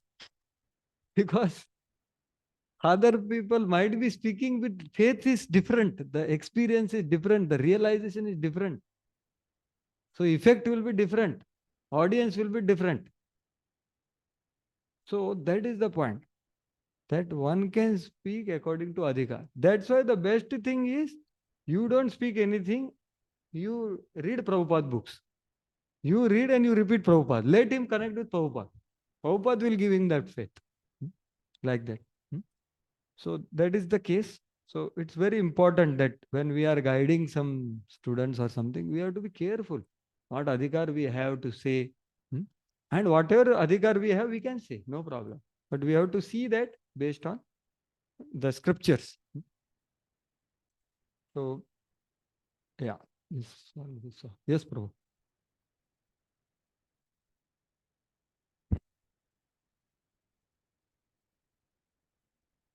Yes, yes, yes. Swese adhikare ya nishta swadharma parikirtita. Yes, yes. So that one and this one little bit seems to be, because that is for bhakti, it seems, not for karma and jnana. Actually, that verse also comes twice in 11 canto. So, what you want to discuss or discern is what is the difference? It appears a little different, right? So, in short, I will tell, maybe later we can discuss something. In short is currently the pure devotional process is being told to Ved Vyas, okay, for a particular scripture, which has to be glorifying only pure devotion repetitively and clearly. There, what is the context? Their context is who is qualified for bhakti, who is qualified for karma, who is qualified for jnana. So, in that context, because he has spoken these processes before, which Krishna only created, right? Karma, jnana, bhakti, these three paths. So, Krishna is defining adhikar for each one of them in that very clearly, which is not much clearly defined in Bhagavad Gita. Uddhav Gita is very elaborate, very clear, because it was spoken not in battlefield, right? Peacefully he could speak. So, their adhikars are given. So, there the context is this adhikar. So there also the point which is mentioned is that someone who is like yad yad achariti sheshta only, na, the same thing is told there, right? There Vishwanath Chakravarti Thakur has written a very big purport there, and we tried to understand that purport, still trying to understand fully. So there he says that there will be people who will be attracted to externals of a charismatic devotee. And they want to attain that external only. And so they will be, they should be criticized. Like that Uddhava is saying actually. Uddhava is saying that there will be some people who will externally see such charismatic, famous devotees. And they also want that fame, they want to have followers, they want to have respect. So they will come, but they will follow this process. So should I not criticize them? Whether, because you told that, dosh and gun we should not see. So is it appropriate? Like that question Uddhava is asking. In answer, Krishna is telling this verse. So what is to be done and what is not to be done, like that. So then adhikar is mentioned there. So more we'll discuss some other time. But more, basically more deeper aspects of it is given. You correctly said, here the full thing is not given. Rather, Prabhupada says in the purport that anyone sentimentally follows also can actually take it up and there is no loss. So there is no loss, that is not a problem. There is no loss, that is correct. But what other things are happening is told there. So we'll discuss further later. So yeah, this already we saw. Yeah, so this purport we have to see, right? So verse, yeah. So this translation we read, right? Translation we read and purport we have not seen, isn't it? We have read the translation. On the other hand, non-devotee fully engaged in duties, not gain anything. So Tyaktva swadharmam charanambujam hare bhajanna pakvo atha pateta to yadi. Yadi, even if one who has taken shelter of charanambujam hare, even if he gives up swadharma, where is any inauspiciousness for him? That is the question. Where is inauspiciousness and when is inauspiciousity? There is no inauspiciousness. And one may say, no. After taking shelter, he is not pakwa in bhajan. Apakwa. Means what? Pakwa means he attained prema. That is pakwa. Apakwa means any stage below. And patet means he could not, he died. Or he fell down because of some reasons. A wrong absorption like Bharat Maharaj, or Prabhupada gives this example, and Chitraketu because of offense, or death. So these are falling from process, or apakwa means he could not attain the perfection. Even if that happens, there is no inauspiciousness for him. There is no loss for him. Because the bhakti impressions are eternal. Whatever he has left, we know Bhagavad Gita, which verse says that? What is that? Yeah. Swalpamapyasya dharmasya. Even insignificant practice, incorrect practice, or what is the first? Incomplete practice. So you don't complete. How it starts? Verse? Arambha. What is it?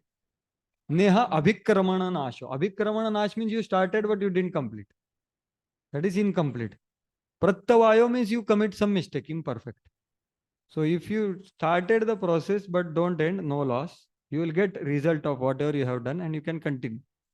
If you do some mistake, you don't get any sin like other processes. That is imperfect. So there is no opposite effect like other processes.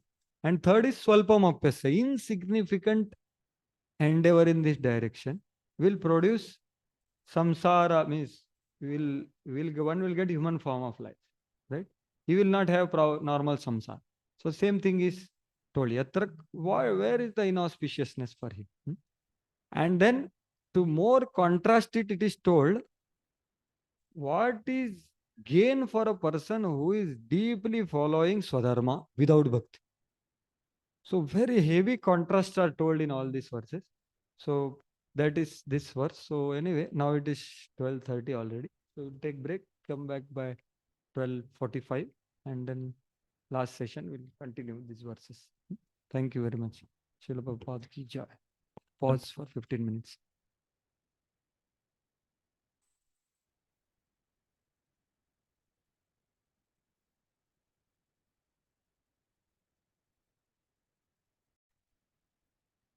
That's what we should be looking for. And that's what it means to look up than looking down. Looking up means we want to increase the faith from, the second verse of Shikshashtakam to 8th verse of Shikshashtakam. The faith, the highest faith. Even if you trample or whatever, it's very high level. But that should be the aspiration, and that's what Mahaprabhu has come to award as well. Yes, so let us see the purport of that verse. Tyaktva sadharmam charanambujam hari. So where is the misfortune for such person? Even if two kinds, even if he doesn't complete, or if he dies, or if he commits some offense, or he, because of wrong association or wrong absorption, he falls down. Like Bharat Maharaj, Chitraketu. So Prabhupada gives that example, but the principles are understanding that fall. So even if that happens, there is no loss. And all of us know that Bharat Maharaj was more advanced. Bharat Maharaj is one level of bhakti. And dear Bharat Maharaj was more advanced than Bharat Maharaj. And Jad Bharat was more advanced than dear. So practically, it's all wonderful. But externally, it may appear that some fall down has happened. Rather, there is no fall down, actually speaking. And same is the case with Chitraketu as well. So he was elevated more and more as Vitrasur. But very few people could understand. Even Indra understood in battlefield at the end. Arey baap re, who is he, this person? Yeah. So here I am just showing Vishwanath Chakravarti Thakur commentary. So apakwa means even in the beginning stages of bhakti, practice of karma is forbidden. So because one should not mix only. That's the point. And even even in the beginning also he gives up, there is no incurring of sin by giving up that dharma. So that is apakwa. Even if he's apakwa, if he gives up dharma, and for that verse is quoted. Devarshi bhutaptan ranam pitrinam. Right? So many of us know this verse. All the debts are, Prabhupada also quotes that verse, I think, beginning of the purport. So, but here the star mark is Sarvatmanahya Sharanam Sharanam. So that is his faith. He has taken to the path of bhakti in all seriousness. Sarvatmanaya Sharanam Sharanam. For him, everything is Jivanam. But that doesn't mean that he becomes irresponsible. That is also there. He doesn't quote this verse that I am living by it. But in heart of hearts, he has that. But still he tries to fulfill these debts externally to bring them to bhakti also. So it's not to be quoted that there, I don't have any debt. It's not like that. In heart of hearts, we can try to understand and go closer to it. And then pateta means, and if some person dies without being qualified to attend the Lord, or because of some sinful acts, being attached to material pleasure, or so there is no misfortune for that person because impressions of bhakti are very strong and they will remain in subtle form. So there is va, like Prabhupada also, you see va, how it is translated in word to word meaning. Yatra kva va bhadra. Va, what is translated? Sarcastically, like that is written by Prabhupada. Or sarcastic. So it is like va katakshe. Katakshe means like you are saying something obvious to someone and you say, where is the loss? Saying like that. Means with so much of conviction, katakshe means where is loss? Like that you are saying. Whereas the other person is having less faith. Let us say he says, what about if he falls down? Then you say, okay, even if he fall down, there is no loss. Practically falling down chances are very less, but you are saying. So that's why Prabhupada is saying sarcastic means what? It is spoken in a way with sarcasm, and kataksha means there is no question of loss, like that. That kind of emotion is there. Why? Because this is the last part. This is because certainly the sprout of bhakti being productive will eventually bear leaves, flowers and fruit. So these all things are going to happen. So Prabhupada used to say that now you cannot go back to material life. Even if you go back, you will not able to enjoy the way you used to enjoy in material life. Right? So that's the thing. Because bhakti will remain, and that elaboration is there in the 19th verse. So Prabhupada also quotes that Sarvatmana, which already I told. So Jiva Goswami says that 3 types one can fall down, 3 reasons. One is death, one is offense, and one is wrong absorption. So he only gives these examples, which Prabhupada quotes. The stag, Bharat Maharaj, and Shiva offense that. So, fall down in the sense of he is not able to complete like that. It's not like fall down in that sense. Actually, fall means what? That also is has to be seen. So, offense. So, but he just gives that kind of thing. Cause of that. Yeah. So, next verse is asking, okay, giving up Swadharma is not a problem. Fine. But why I should give up the pleasures which I will get in this life and next life? See, if you you do dharma, you get artha, kama, moksha. Like, so there is some fruit of that karma. So why one should not give up, one unnecessarily gives up the result of that swadharma which he is doing. how can one promote bhakti for the people rejecting one's dharma and consequently the happiness of this life and next life? Hmm? You are saying Tyaktva Sadharmam, but then his happiness of this life and next life will also go, isn't it? तो ये भी जाएगा, जैसे Arjun is asking ना, ना घर का ना घाट का टाइप, मटेरियल लाइफ भी छोड़ दिया, स्पिरिचुअल लाइफ में भी पहुंचा नहीं, like that. So for that, of course, their context is different. Here, Narada Muni is telling that intelligent person doesn't think about that happiness of this world or the Swarga happiness, next life. But he is focusing on the happiness which is not mixed with anything. That is not available in 14 words. That is the next verse. That is the context. तस्यैव हेतो प्रयतेत कोविदो न लभ्यते यत् भ्रमतामुपर्यथा तल्लभ्यते दुःखवदन्यतः सुखं कालेन सर्वत्र गभीररंहसा. Yeah, please read translation. Persons who are, yes, Prabhu, please. Persons who are actually intelligent and philosophically inclined should endeavor only for the purposeful and which is not obtainable even by the wandering from the topmost planet Brahmaloka down to the lowest planet Padala. As far as happiness derived from sense enjoyment is concerned, it can be obtained automatically in course of time. Just as in course of time we obtain miseries even though we do not desire them. Yeah. So Kovida, one who is intelligent, or Prabhupada is saying that it is one who is philosophically inclined, like that. He endeavors, because see, intelligence is required, is the force for action. The knowledge acquiring senses guide the and the working senses. So he endeavors for what? He endeavors for that which is na labhyate yad brahmatam paryada, which is not available in 14 words. Why he doesn't endeavor? Because it will come on its own, based on his karma.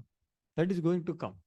It is not going to increase or decrease in a very appreciable way, right? Many of us say that in our device somewhere, right? You cannot increase in appreciable way happiness or reduce distress too much. So much endeavor, little bit can be increased, but cannot be. So that's just as dukkha comes on its own, same way sukha also will come. And in kalena and by effect of time, sarvatra means all, what to speak of human, in all species that comes anyway, by the inevitable or imperceptible flow of time, or movement of time, gabhir ramhasa kalena, the time moves in an imperceptible way. So it will bring happiness, it will bring distress, and as it brings distress without invitation, it will bring happiness also.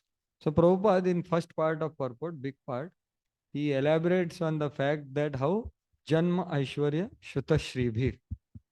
So one gets these things by his previous piety and impiety. So that's what you are going to get.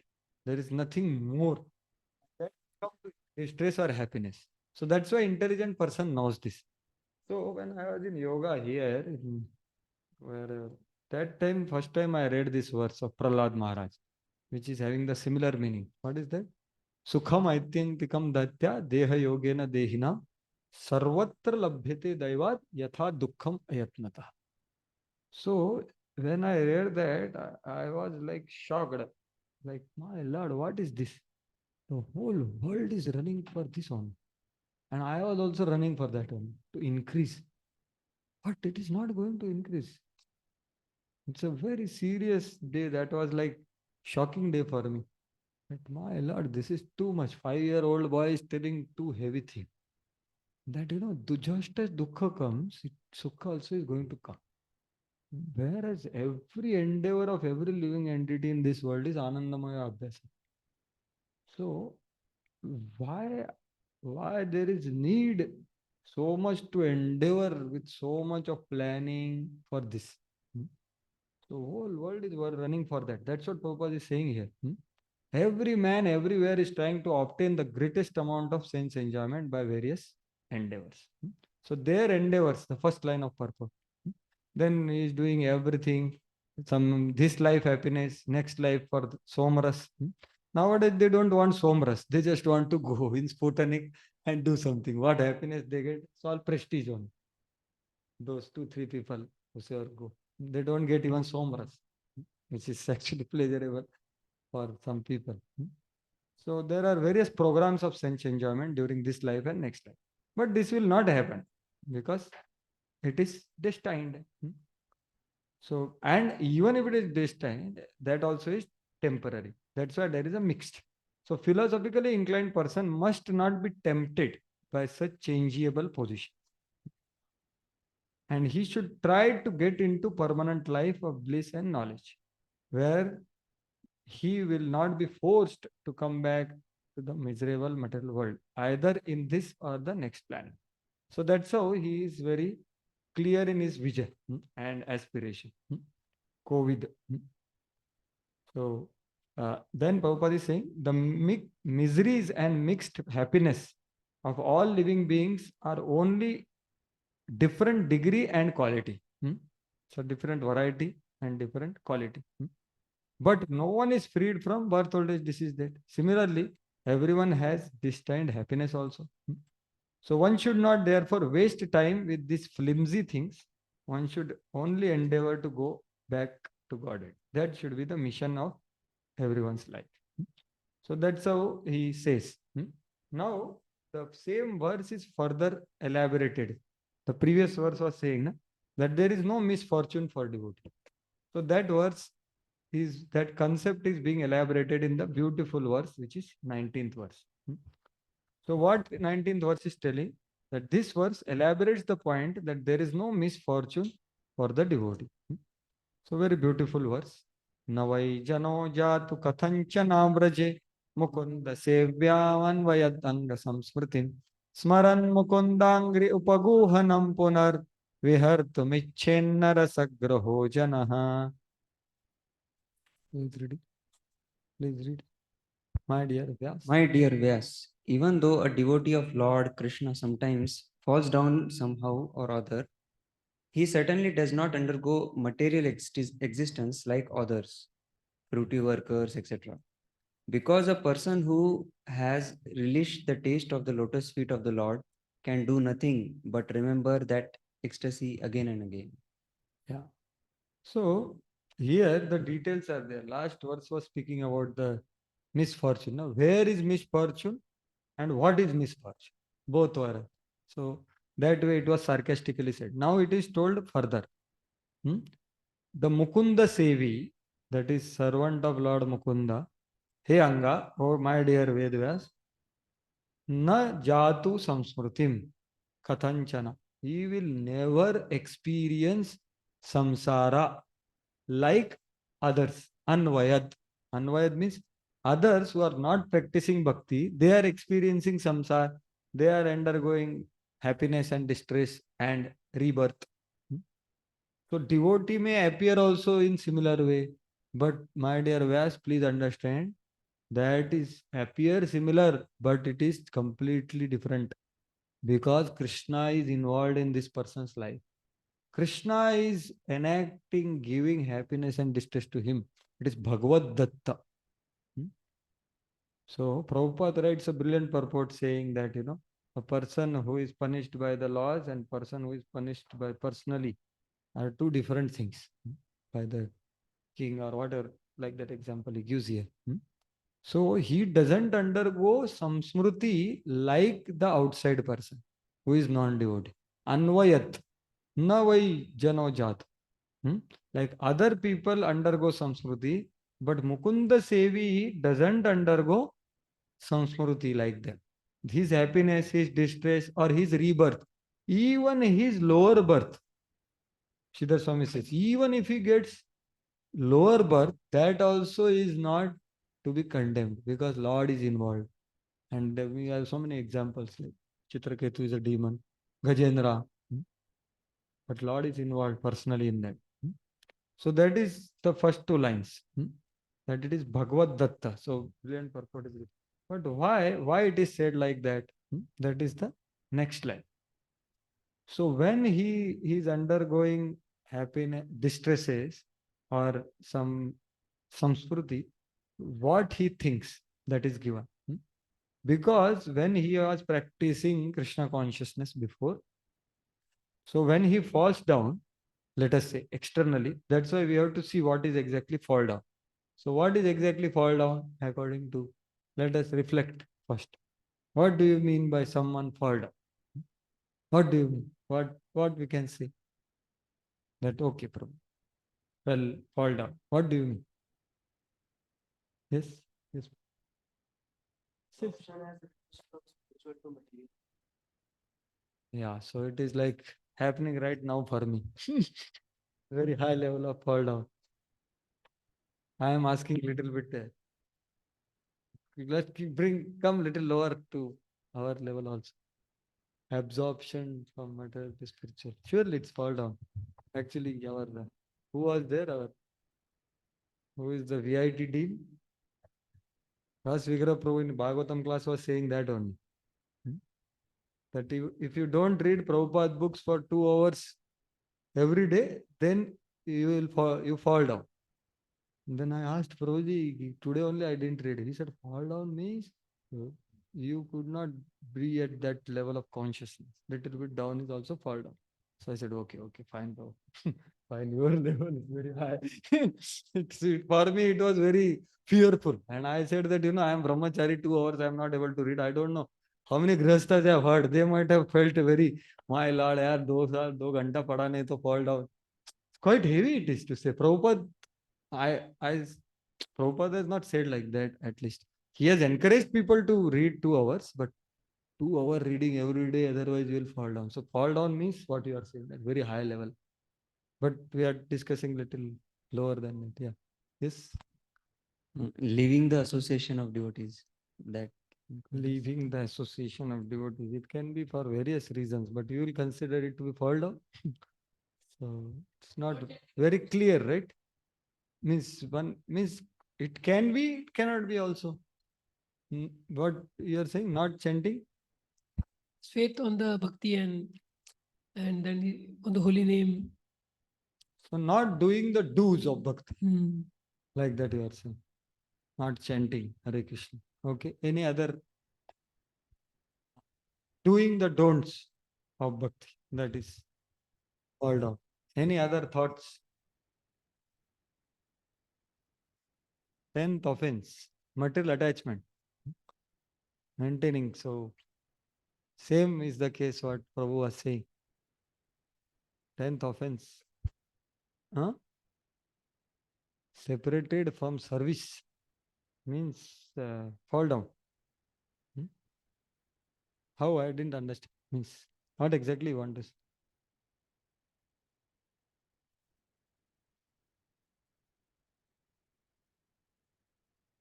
Means okay. Not do's. So do's of bhakti. He is not able to do now Vida bhakti. Actually, not able to do is not a fall down. Not doing, like that can be considered. So essentially, fall down is losing faith on Krishna and bhakti. It is not just losing, stopping do's or doing don'ts. That may be or may not be. But what actually is fall down is going, that faith on pure devotion and Krishna and bhakti is gone. So we see so many examples of Prabhupada's disciples. They might, at the time of Prabhupada, they served with great dedication. And in between, they got here and there. But afterwards, they came back. And how much is their absorption in Prabhupada's personality, right? So we have seen such examples. So they might be giving up don'ts also, doing don'ts or giving up do's also. But their faith has not gone. Their appreciation and respect of Prabhupada has not gone at all. And what to speak of how much pleasure they have given to Prabhupada, right? And we have so many examples of that, right? That varieties of examples. Some went at the time of death, they saw Prabhupada. Some after some time, they come back. Some after got some serious cancer or something, and they came back.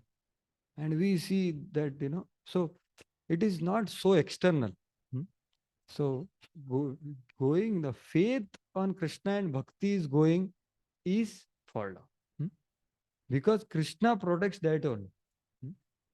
Do's and don'ts are there to, they will reflect to some extent, but not necessary. There can be a sincere person who has certain, like current day Kali Yuga, no, the situations have become so dangerous that person has lot of, like outside. We are very nicely situated in Vrindavan Chandra's house. But if you see the outside world, the Grihastha devotees, there is lot of dynamics nowadays. Job suddenly goes, something happens, they lose, they don't have time, you know, they have so much of duties, responsibilities. So some period of time they may not able to even chant 16 rounds. The case is there. But if their faith is there, they are condemning themselves, my Lord, what I am doing. And as soon as they get the another opportunity, they again bounce back. So what is happening here? His faith is there, but his practice externally might have gone down, and will again spring up. So it is very individual, and we cannot so much judge simply by seeing something. Because Krishna is acting from within. That's what is that subject matter of this verse. That what is going on in his heart is these two lines actually. The smaran mukundangri upaguhanam punar vihartum ichet narasagraho jana. So what is told is, even if the person is apakwa and because of his wrong association, he goes to material life. And here it is told what he will do. There what will happen? Smaran mukundangri upaguhanam punar. Means what? He will remember mukundangri. Means what? Lord's lotus feet. Only that is written. What is written? Upag, up, mukundangri upaguhanam. Means what? Embrace of the lotus feet. So what does that indicate? It is not written. Like you see, these all things Vishwanath Chakravarti Thakur writing, and Prabhupada also is, yeah. You can read this part. Below. The verse does not say remembering lotus feet like that. Say remembering his lotus feet, but rather remembering the embrace of his lotus feet. And the word again is used. The implication of these two words is that even though he may give up his own choice, the worship, once, twice, or 3 times, because of poor determination, after some time, by remembering his previous state of bliss from remembering the Lord, and also remembering his present stage of distress from not remembering the Lord, he repents. Oh, what have I foolishly done? Let that be. I will not again abandon worship of Lord. He again begins the worship of worshipping the Lord. So here it is told, punar word is also used. Punar means what? Once, twice, or thrice. That person gives up his bhajan, but what is his experience is he is in distress and he is remembering his experience of bhakti. So he is repenting. How danger. Again he comes, again he goes back. So such thing happening. And this is happening because of poor determination, and poor determination is beginning. So wrong association and wrong absorption. Prabhupada writes about wrong association. So he may fall down. So it begins there. So his faith is not gone. And he has experienced something. These two things are there. Because faith comes from experience only of pure devotion. So here experience of embrace of lotus feet. Now this is what is being talked about here. Embrace of lotus feet means what? When we get Brahman initiated, when we go to the deity, then we want embrace, or what? What is this embrace? What is the embrace of lotus feet? So here it is, there is that happiness of practice of bhakti, genuine, when that experience of pure devotion he has experienced to some extent, sometime. So that is that experience, which doesn't, that is like rasagraha. Rasagraha means what? He is ghost, captured like ghost by that. That experience he doesn't live. That's why Prabhupada, I was mentioning, Prabhupada said, now it is too late. Now you cannot go back to material life. Even if you go, what will happen? You will not able to enjoy, number one. Number two, you will remember, अरे earlier devotees were so nice. No? कितना बढ़िया था, इधर कहाँ आ गया, you know? It's quite difficult. It's too late now. You cannot give up. And of course, other side is Krishna also doesn't give up. That person goes and then so many stories are there that in what is that? In flight only the book distributor comes. You know, he's trying to run away, some Prabhupada disciple, or some problem comes, so they come back also. So point is that there he had some experience of pure devotion. That is the embrace of lotus feet, because pure devotion gives that experience. This thing comes at so many places. Like yesterday, we recited that verse of Dhruva Maharaj. No? That same thing is there. Satya Shisho hi Bhagavan Tava Pada Padma. Ashish Tathanu Bhajata Purushartha Murti. So, my dear Lord, you have given me, although I approached you with material desires, you have given me little taste of your lotus feet.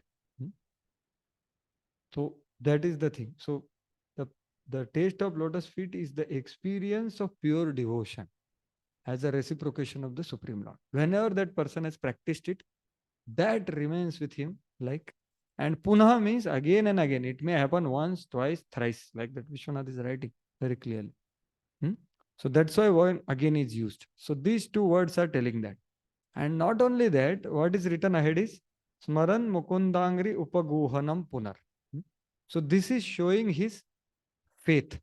So what is the highest, what is the representation of, or what is the symptom of faith is repentance, genuine repentance. This is what is spoken in Apichetsu Duracharo as well. Apichetsu Duracharo person repetitively repents for the wrong activities. Whereas person who is premeditated or who has not been practicing the right thing, so that level of repentance won't be there. Because repentance is awakened from where? Within, heart, isn't it? So repentance comes in the heart of a good soul, Prabhupada says in Parikshit Maharaj section. So repentance is the symptom of pure faith. To the degree after mistake we get some glimpse, we can understand. Repentance. So faith means, see, faith manifests in two ways. One is Sharanagati and one is this repentance upon doing some mistakes in Krishna consciousness. So that repentance is there. So he repents. Oh, what have I foolishly done? Let that be. I will not again abandon the worship of Lord. Again he begins worship. Maybe again he may fall, like once, twice, thrice is right. Not only this, by this what happens you see. Vihartum icchet means what? Na rasagrahojan. So such person doesn't desire to give up the lotus feet of Lord. So it is not written that he gives up the lotus feet of Lord, right? What is written? The verse also uses the phrase does not desire to give up instead of does not give up. What does that mean? So he understands that actually he becomes free from pride. That accomplishment of my desire is in Lord's hand. I can just desire only. I will not desire to give up the lotus feet of Lord. But accomplishment of that desire, who will accomplish that desire? Lord. So he becomes free from pride in his practice. This implies that he desires that he be devoid of pride in his practice. The accomplishment is in the hands of the Lord. So this is happening for a person who is sincerely practicing, that he becomes genuinely humble. He understands that I can't do anything. So this is all happening internally, right? And a person becomes completely free of pride in his practice. And Bhagavatam says, Yanasthaya naro najan na pramadyeta karihich. Dhavan nimilyavan etre na skhalet na patediha. So the person who has practicing pure bhakti with pure faith will never become inattentive or never become proud. That is the symptom. So that is the case which is told. That's why this word is there, icchin. Why ichha? He will not desire to give up. Because let us say once, twice it happened, but he understood that now I can just desire. I can't do. I can't desire to practice that way. And then why he cannot give up the Supreme Lord? Because of rasagraha. So rasa is that experience which factually comes at the level of, as written here, rasa means one who is eager for tasting, or one who has a taste which is something like a ghost, which cannot be given up. Okay, one who is eager for tasting, or one who has taste. So both are there, sadhaka and little advanced sadhak, both are there, right? But that is like ghost. The meaning is that the worship at the stages of nishtha, ruchi, asakti becomes actual rasa at the stage of rati. So that is the case. Then what about a person who is beginning with Adav Shraddha? Yes, he also experiences some rasa. He also experiences some pleasure, but that is covered form of a portion of that rasa only. But it is not that nothing is there. So that is what is told. However, even from the first day of worshipping the Lord, there is certainly a portion of tasting rasa, and for that he quotes the famous verse, Bhakti Pareshanubhava. As soon as you start eating, with every bite, three things happen. Tushti, Pushti, Shuddhapaya. So you must have heard these terminologies before, so we will not go into that. But the suffice it to say here is, one who is eager for tasting is like the stages like this. And one who has a taste is stage of this. And before that, it is all portion of it. Like that. So this is the experience, the devotion, direct experience of Supreme Lord. So that's how this is happening within. And one is haunted. So ghost hunted means Krishna. Rasagraha means one who is captured by that. So he is not able to enjoy material life at all. There is no question. So Prabhupada writes brilliant purports in this. So you can read, I think this I already explained. That devotee is never to be considered same as fallen karmi. Like fruitive worker also does some activity. If a devotee also does, but they are different. So there are certainly many instances where devotees of the Lord have fallen down due to uncongenial association, just like fruitive workers who are always prone to degradation. But even though he falls down, a devotee is never to be considered the same as fallen karma. Samsmriti anvayad na. That's what he is telling. Why it is like that? Why you are saying like that? Because his sukha and dukkha is coming by Lord's intervention. Bhagavad Dattam. Karmi suffers his own karma, previous fruitive action. But sufferings of an orphan and suffering of a beloved child of king are not on the same plane. Why? Because king is consciously thinking about that, his child. But orphan has no one. Orphan means a outsider, karmi. He is dealt with by Maya through karma. Whereas a devotee is a beloved child of king. So king is personally giving some corrections. Why he is giving correction? Or why, when Lord is intervening, when he says this, because of wrong association, there are wrong desires in his devotee. Sometimes he imitates the fruitive workers, like that he is saying. So means what? What he wants to lord it over material nature, or foolishly thinks of accumulating some material power in exchange of bhakti. So he gets some desires like this. Then what Lord does? Lord, he will put him in difficulty. So that is what is told here. So he is always under vigilance of his capable father. So when he is wrongly desiring something, Lord is intervening there to give him some problem so that he will get up. And then Prabhupada goes on to say further that such person is more fortunate. Right? In 6th chapter Bhagavad Gita, it is told that Suchinam Shimatam Gehi or Dhimatam, first or second. But it is in the next life, right? Person who has started bhakti and fell down, he will go to Swarga and he will enjoy his desire till the time he gets frustrated, he will be there. Not Shine Punya Martya Lokam Mission. He will be there till he is frustrated with his desires. Then he will Suchinam Shimata. Or someone who is advanced, he then directly next life he takes birth.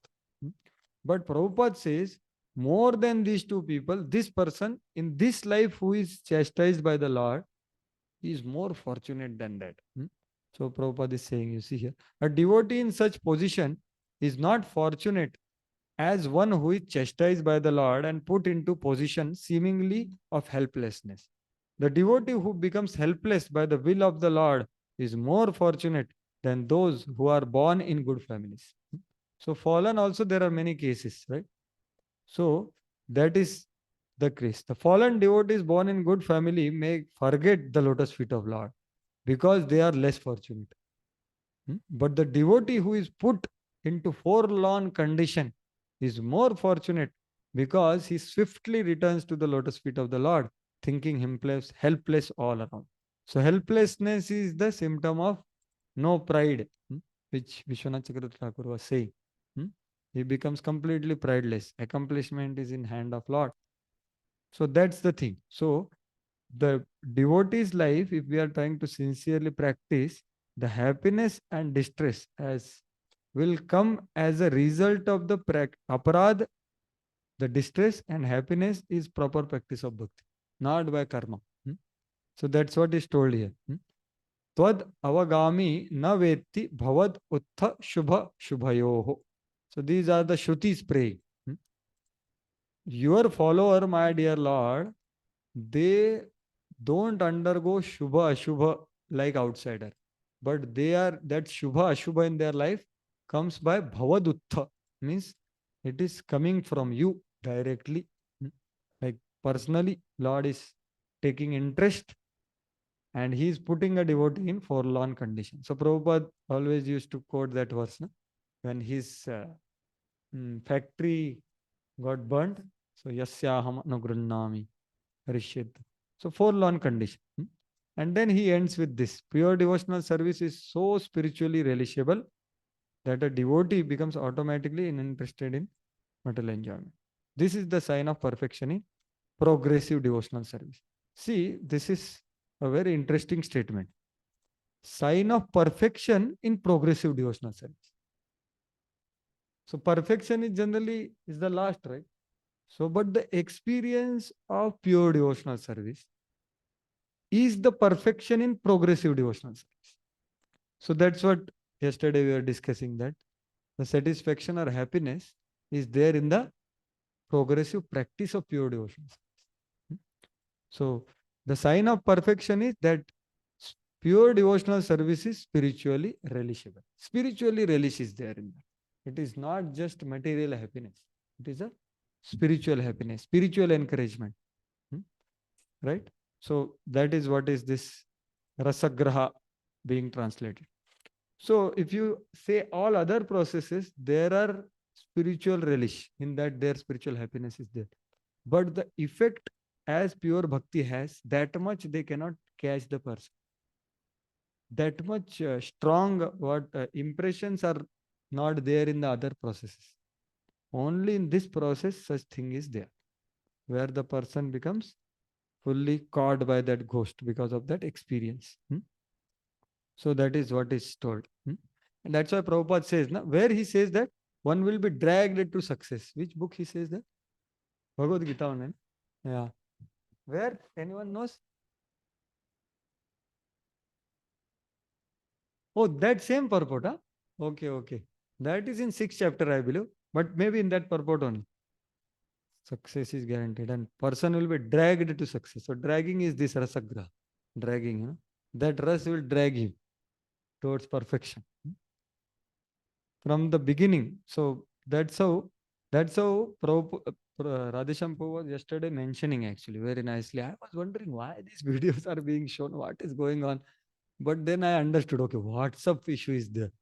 So there, what is an important point Radhesham Prabhu was saying is, what we relish. Do we relish managerial absorption or we relish spiritual absorption? Do you remember?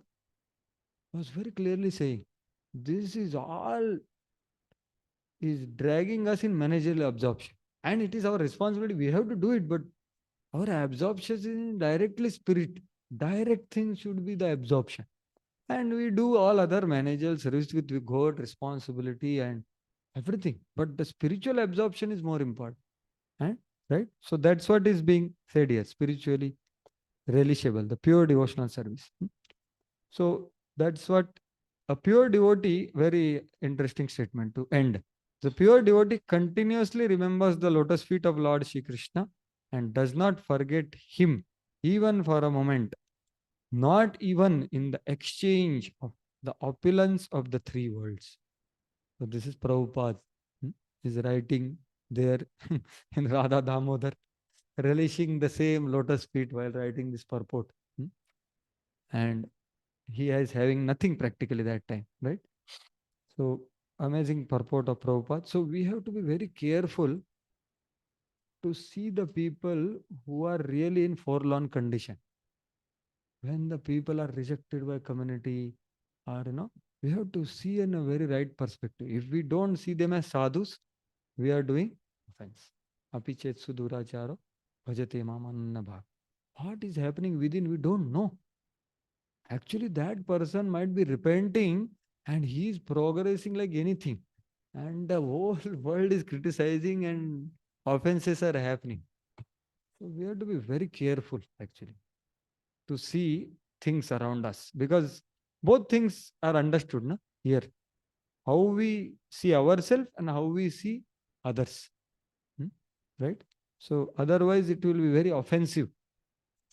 Because see, material energy is going to do all these things for testing that person as well as the other persons. These things are going to happen anyway. So next verse. Now, having taught about bhakti, so all bhakti siddhanta is more or less completed. Important part of it. Now Narada teaches about knowledge of the worshipable Lord, which is necessary for the devotees. What is that knowledge? That is, this world is non-different than Supreme Lord. Idam hi vishwam bhagavani vetaro yato jagatsthana nirodha sambhavaha tadhi swayam veda bhavans tathapite pradesha matram bhavatah pradarshitam. Yeah, please.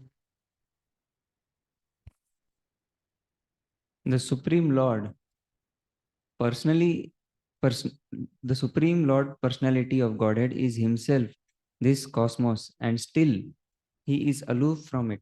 From him only has this cosmic manifestation emanated. In him it rests, and unto him it enters after annihilation. Your good self knows all about this. I have given only a synopsis. Yeah.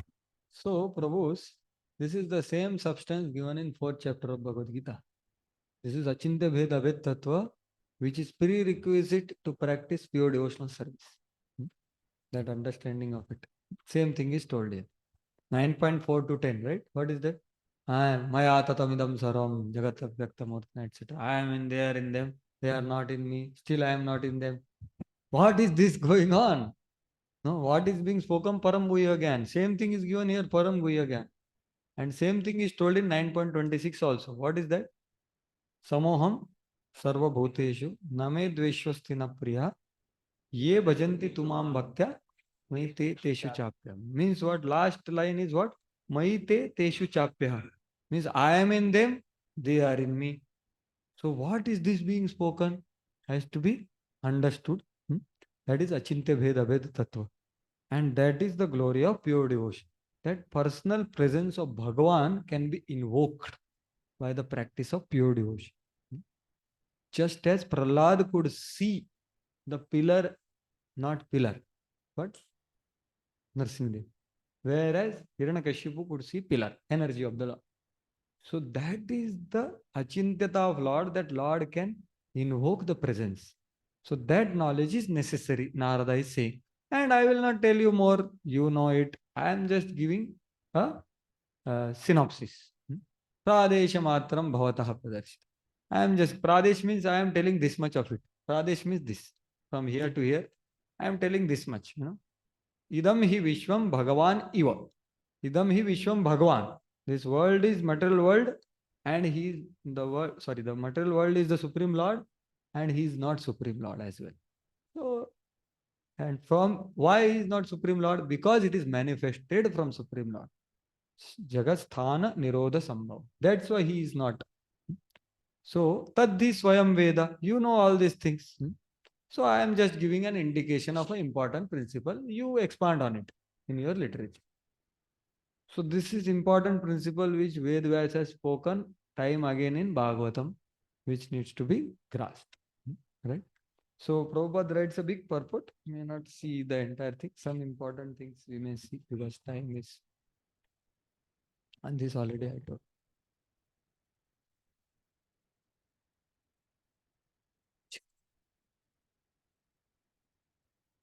Oh. The devotee of the Lord, Srila Vyasdev, knows this very well. He is further advised by Srila Narada to expand the idea so that the entrapped conditioned souls may take lessons from him to understand the Supreme Lord as a primeval cause. So see, Prabhus, that's why Srishti Leela becomes very important. Unless Srishti Leela and Virat Rup is properly grasped, this principle is not to be become tangible for us, right? This tangibility, Prabhupada gave such a brilliant class, some 3 Prabhupada's class back. He was talking about Lord is great, but we have to understand how Lord is great in a tangible way. Anyone of you remember that? Such a brilliant class. My Lord, what an example. Like Eureka kind of. What example he gave there? Anyone remembers? One example he gave, very, which we hear many times. No? The tangibility. Tangible, you understand, you can experience, touches. So Lord's greatness has to be tangible. So what example he gave there? Anyone remembers? Perfect, perfect. That example only. Ether is not tangible. Can you see ether? Can you experience ether? Can you show ether to anyone? No. But what can be tangible?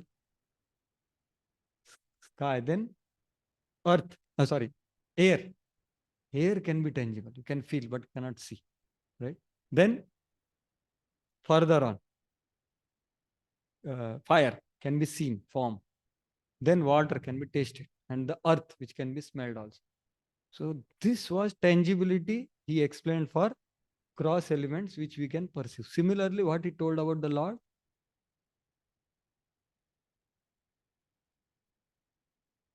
Nityo Nityanam Chetanas Chetanam Eko Bahunam Yo Vidadati Kam. That the Supreme Lord is providing me everything. Then you develop sense of gratitude. But okay, these all things are coming from him. Then you develop some servitude. Then after servitude, it increases more friendship. Then friendship also increases more to more congenial friendship. Then more to, Vatsalya, and he goes till Gopis. So this tangibility is increasing in intimacy and experience. So this he is speaking in 7.1 Bhagavad Gita. So this is Srila Prabhupada. So this tangibility of Lord is very important, and that can be grasped through understanding of this material world. How material world, everything is connected with the Supreme Lord. Factually, tangibly. It is not a theory. It's fact. And it needs to be connected. As soon as we eat the brilliant ice cream made by our dear Prabhu, Devdev Madhav Prabhu, such a wonderful butterscotch ice cream, the taste is so nice and it is connection with Krishna. So relish it, no problem. But connect it with Krishna. How much hard work is done? Yeah. And it's for pleasure of Vaishnavas. So I'm just giving one example, but for everything for that matter. So that's why Srishti Leela and Virat Rup becomes important, which comes 5 times, my dear Prabhus, in second and third canto, 5 times.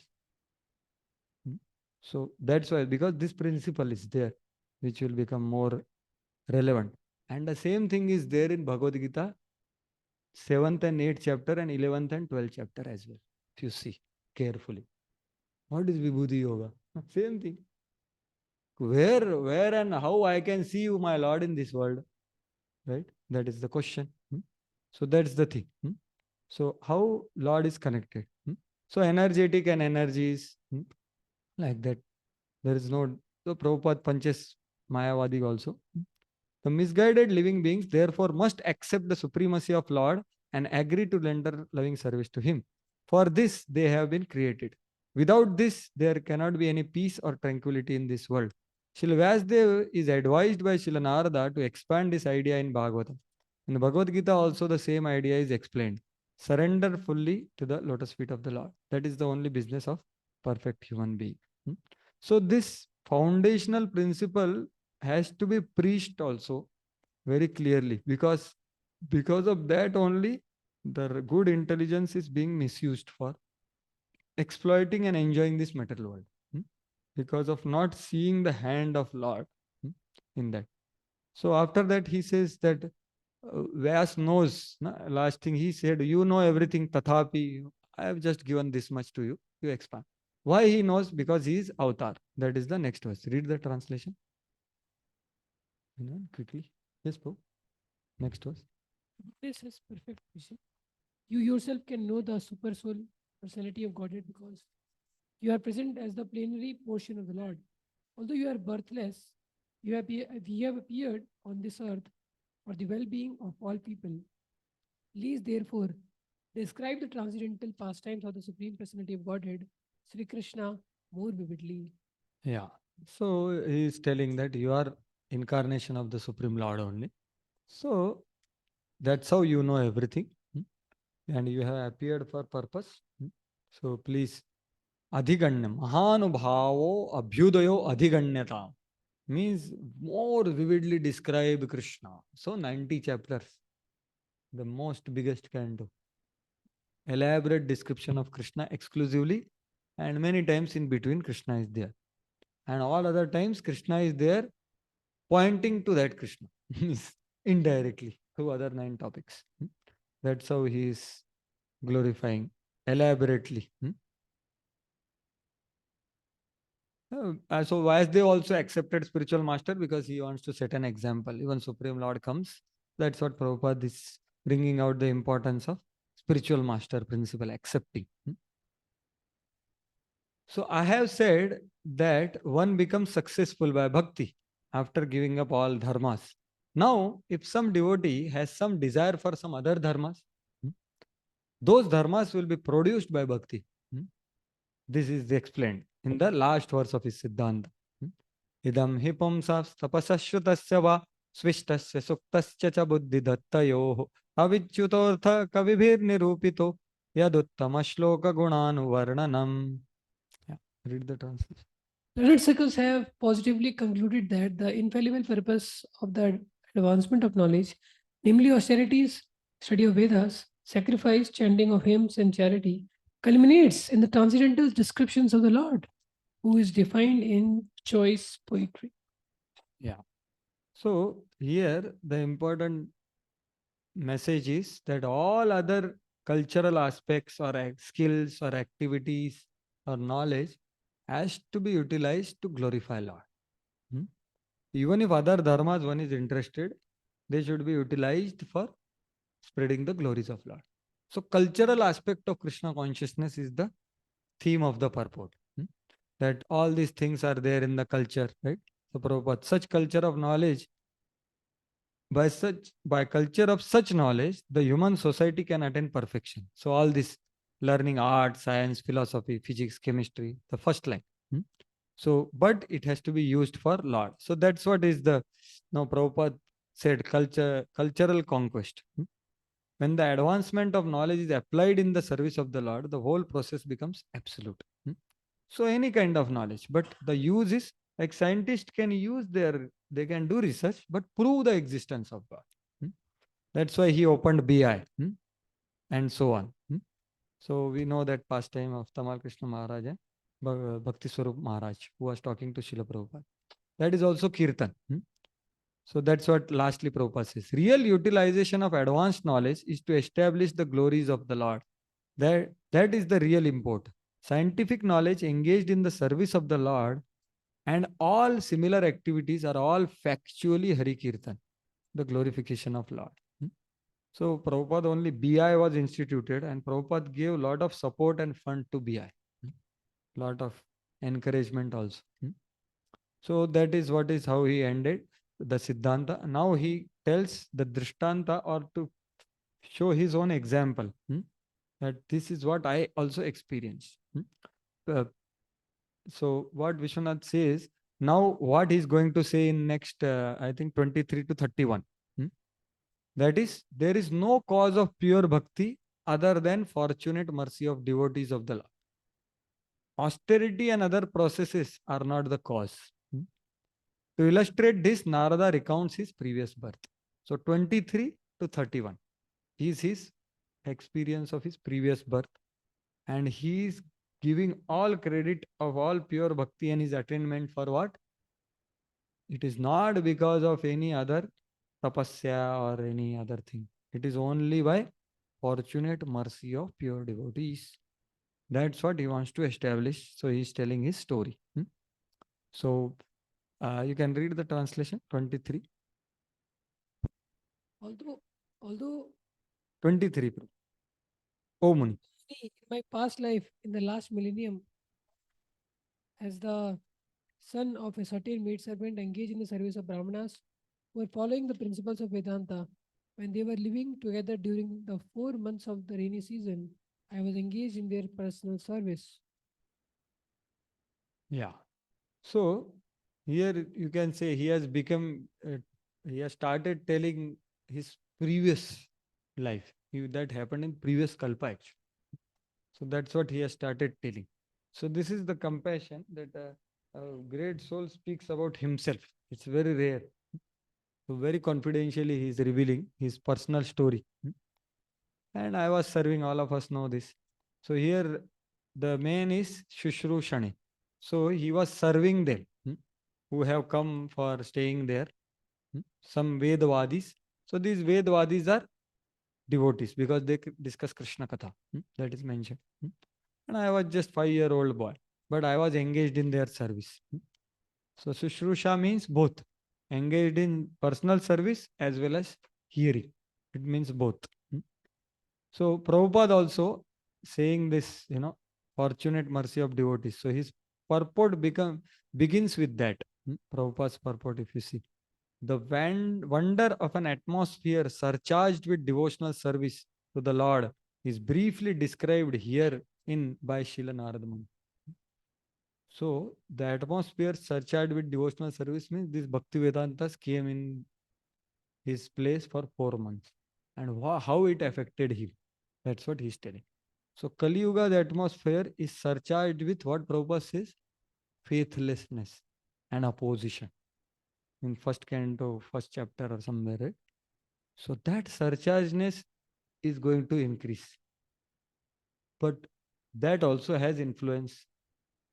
But what we should be then taking care of is, let us be in atmosphere where surcharged with devotional service. So how it affects so powerfully is this story of Narada boy. So that's what mainly is the topic of this. So here is Prabhupada is specially glorifying the power of the Bhakti Vedantas here.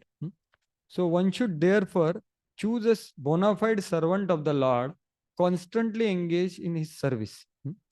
Such servant, accept such servant as spiritual master and engage himself in the spiritual master's service. Such a spiritual master is a transparent medium by which to visualize the Lord, who is beyond the conception of material senses. So this is the qualification of spiritual master. So Param Pujya Bhakticharu Maharaj was sharing once in one of the talks that Guru is like a lens. So what lens does? Lens is a transparent medium completely. There is no opaqueness or there is no hindrance in that. Completely transparent as it is from here. So Guru is like a lens. So one thing is full transmission, transparent via medium. And not only that, what it does, it magnifies also. The far Lord, which is there beyond, like Prabhupada is saying, conception, but it comes closer. So that is spiritual master. So so there is no opaqueness. So he is saying that the person becomes transparent via medium. Means what? There is nothing added there. He just becomes the via medium of whatever light is coming here, goes here. Only thing one does, he will magnify and it will be closer. So that is what is the spiritual master's role, which he does. But whether we are going closer to the lens, that's the question. By service of a bona fide spiritual master, the Lord consents to reveal himself in proportion of the service rendered. Utilization of human energy in the service of the Lord is progressive path of salvation. So basically, service to pure devotee or guru is service to Lord. That's what is the theme of this purport. And then this famous verse comes. Te mayyapeta akhila chapalervake dante dhrita kridanake nuvartini chakruh kripam yadyapi tulla darshanaha shushrushmane munayolpabhashani. Yeah, please read the translation. Although they were impartial by nature, those followers of the Vedanta blessed me with their causeless mercy. As far as I was concerned, I was self-controlled and had no attachment for sports. Even though I was a boy, in addition, I was not naughty and I did not speak more than required. Yeah, so this is a very important verse and a very important Siddhanta to be understood here. That it is told there are qualities of Narad Muni which are told here, which are very exalted qualities. But why Narad Muni is speaking this verse?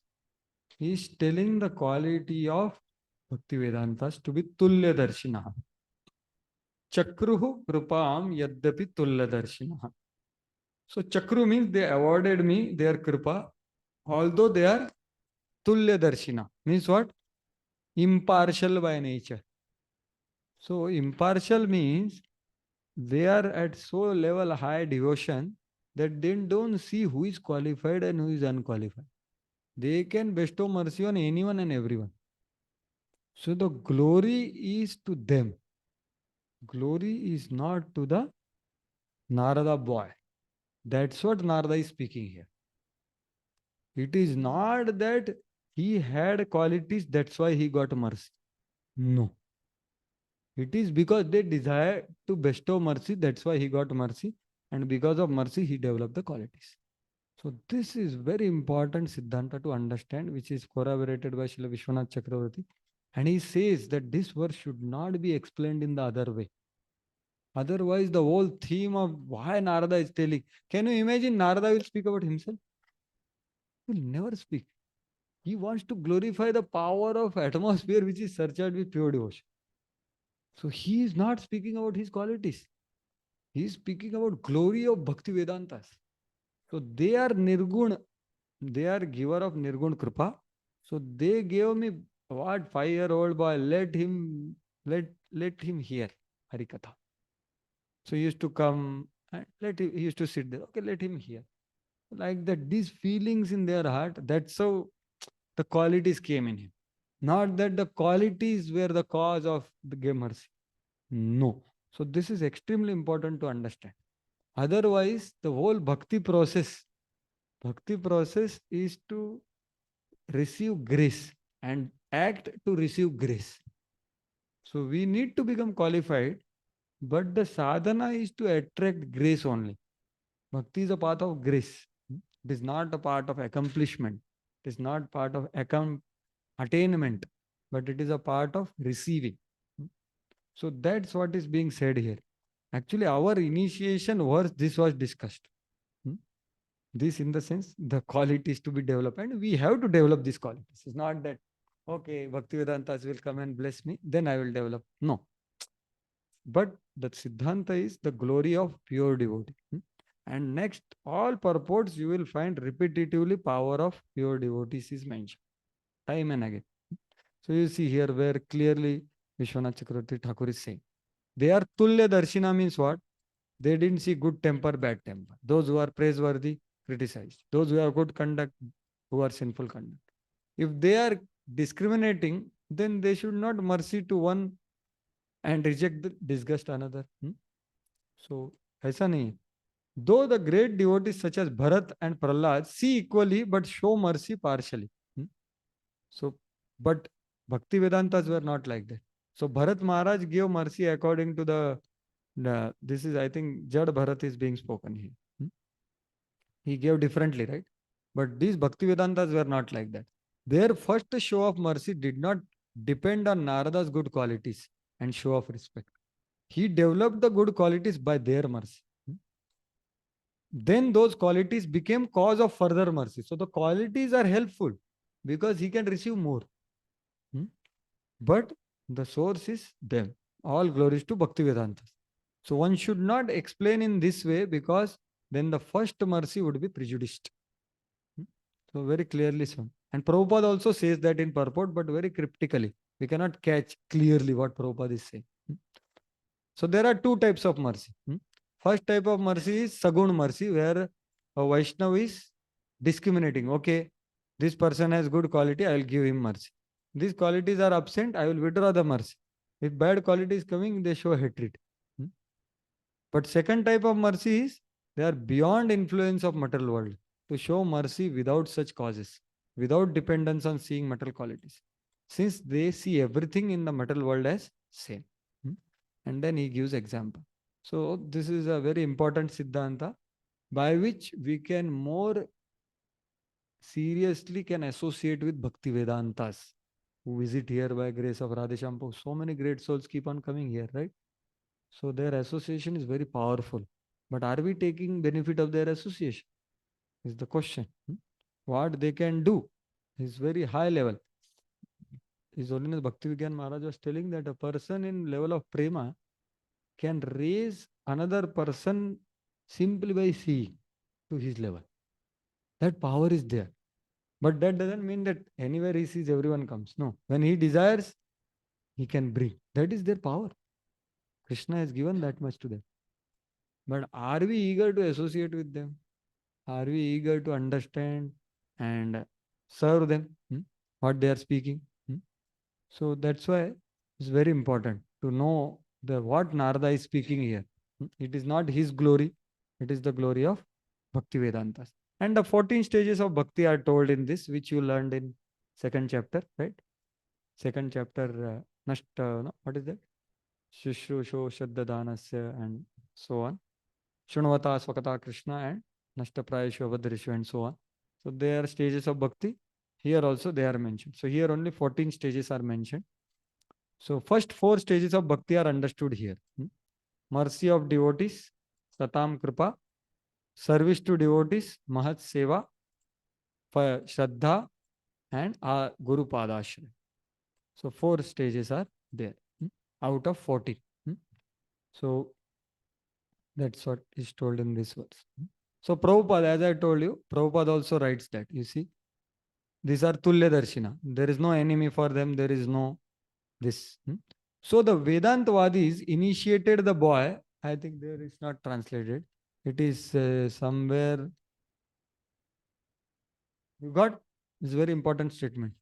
So the Vedantavadis initiated the boy even before he became self-controlled and was detached from childish sporting.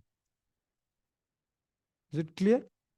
But next line, but before initiation, the boy became more and more advanced in his discipline, which is very essential for one who wishes to make progress in life. So that is also important, but both are mixed. We cannot easily catch what is being said here. But if we see properly, then we understand what is being said here. That the qualities became further cause of mercy. So qualities also should be developed. But the first is their mercy on.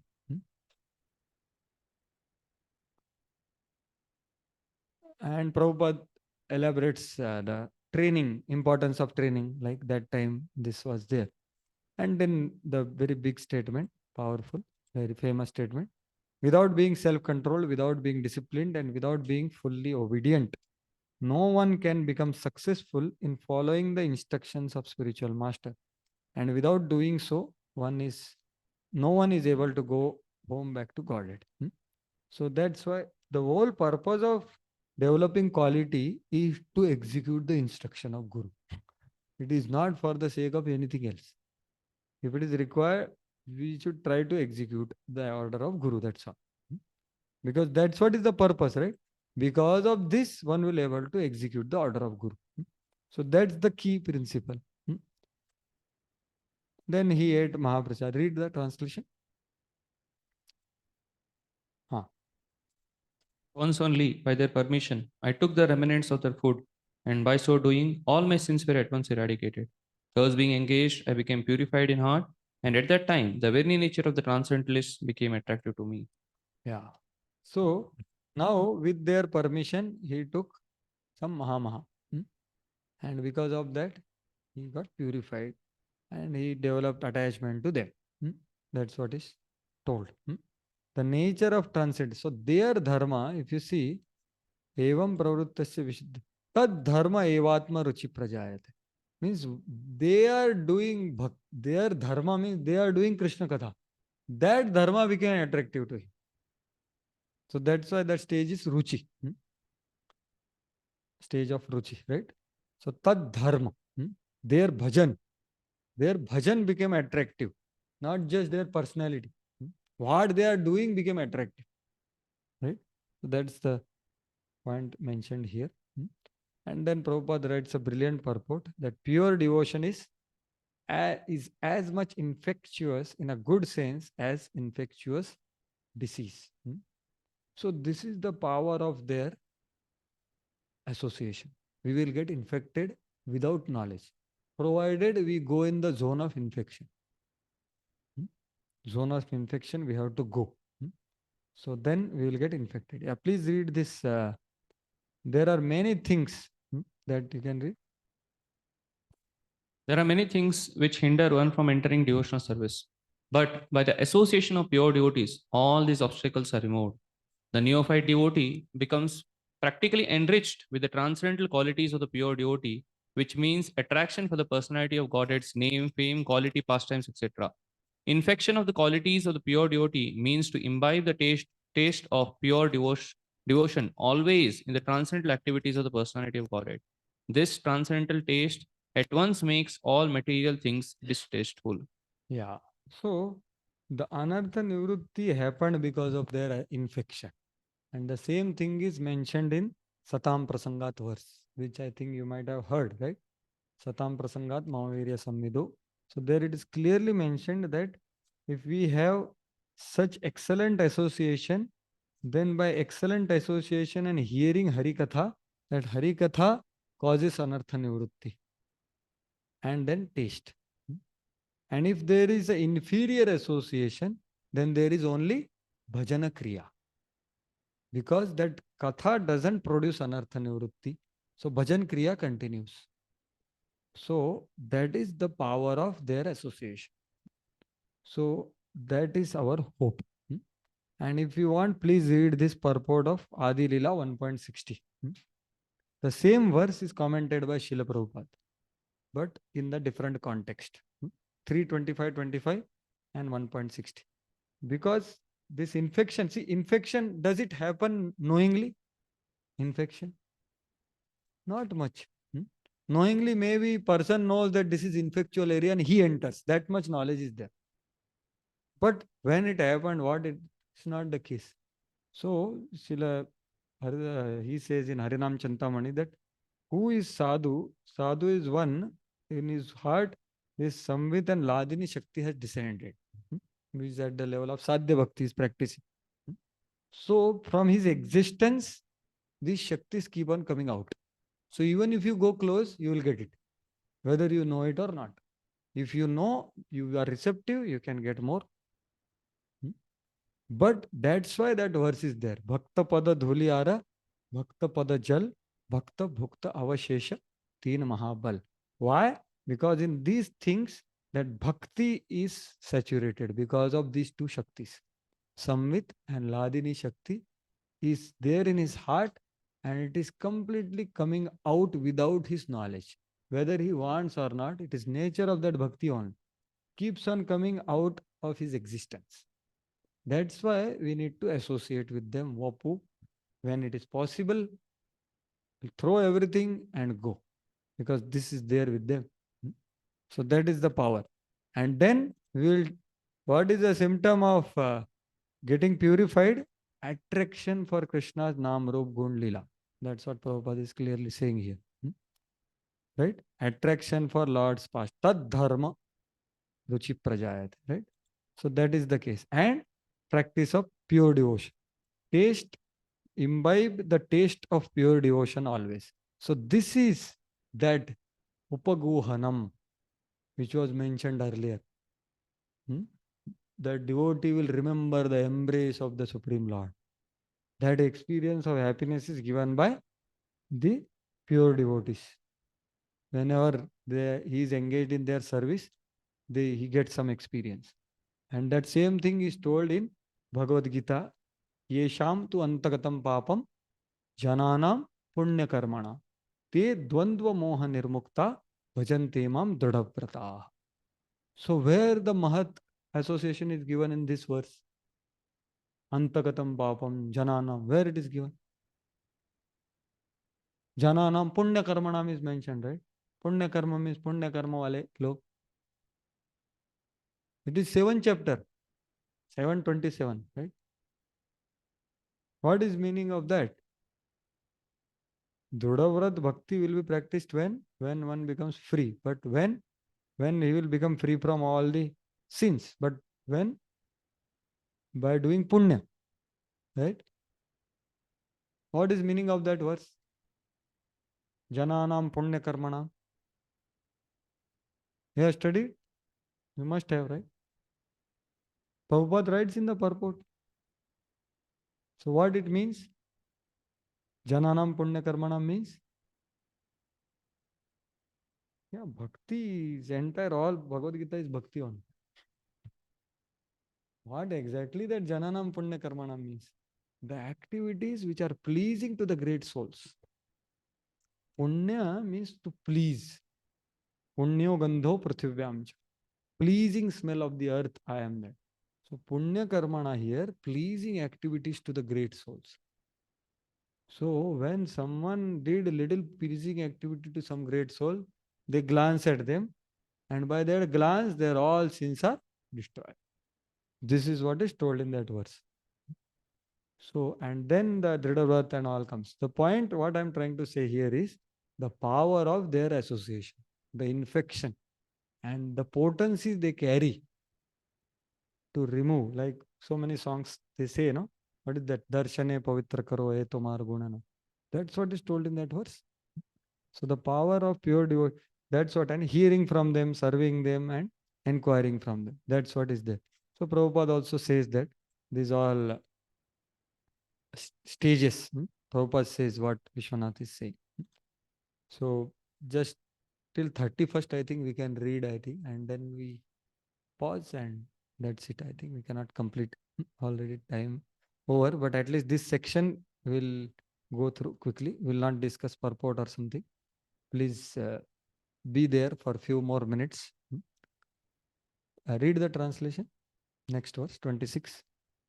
O Vyasdev, in that association, and by the mercy of those great Vedantists, I could hear them describe the attractive activities of Lord Krishna, and thus listening attentively, my taste for hearing of the personality of Godhead increased at every step. Yeah. So the whole purport glorifies Shravanam process with great emphasis, which we have done earlier a lot. But some points you can see. One can contact the Supreme Personality of Godhead directly.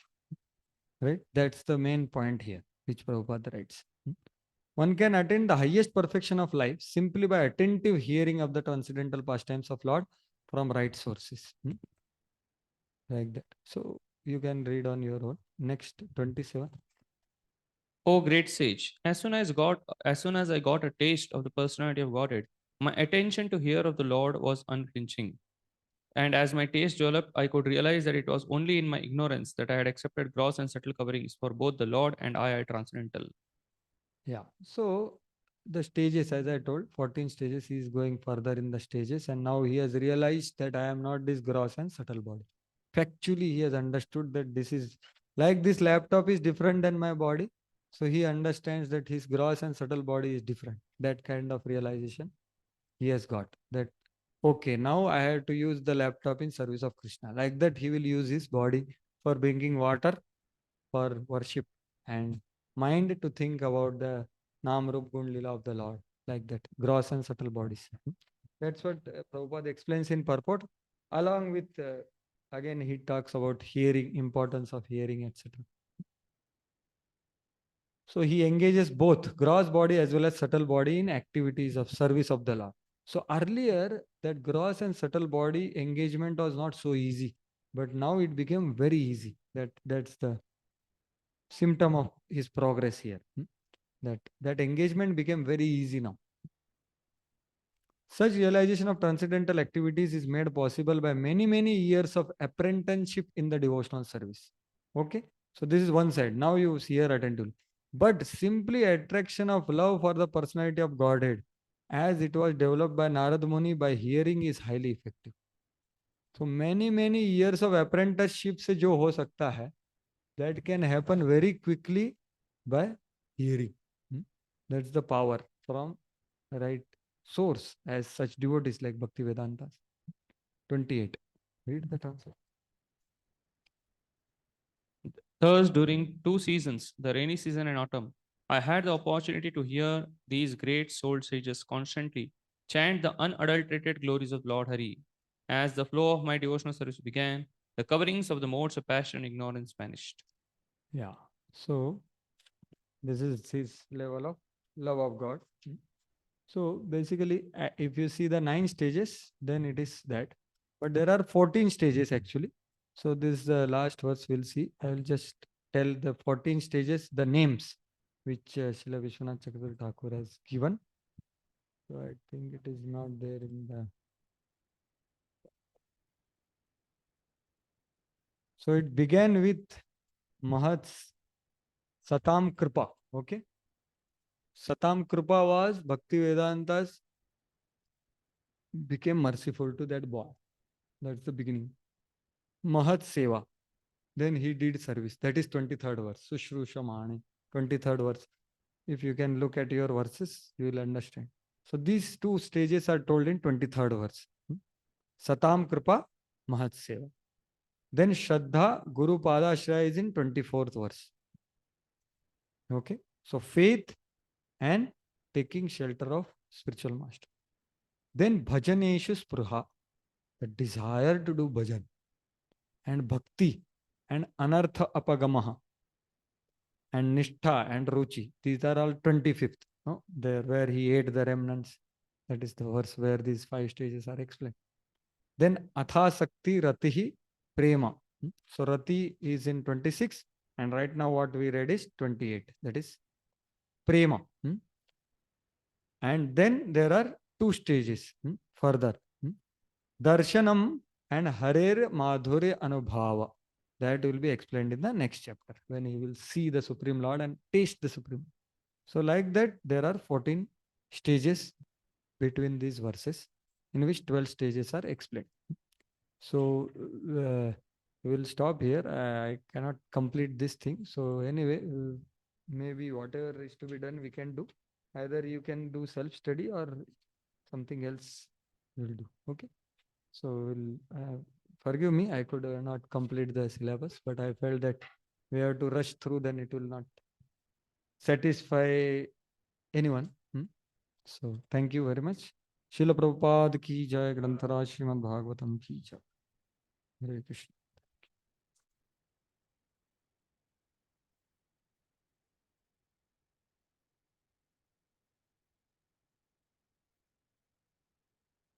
Hare Krishna. Hare Krishna. So I can understand that how devotees were deeply diving into the concept with Prabhuji. Actually, I think this is the favorite section of Prabhuji, the 5th chapter, because I have been discussing with before also.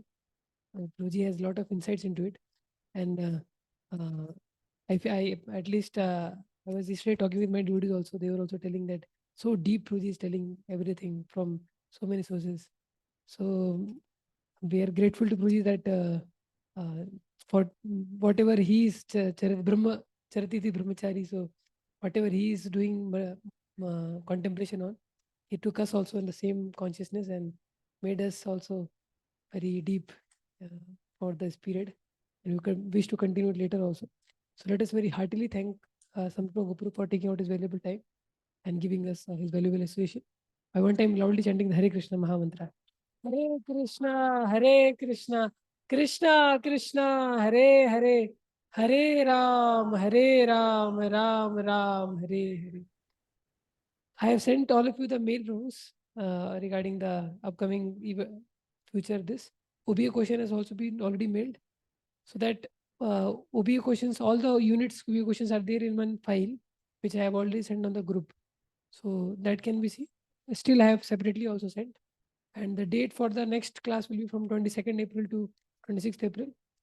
And 18th April will be our CBA exam. And last day for OBA will be 17th April. I have mentioned the same there.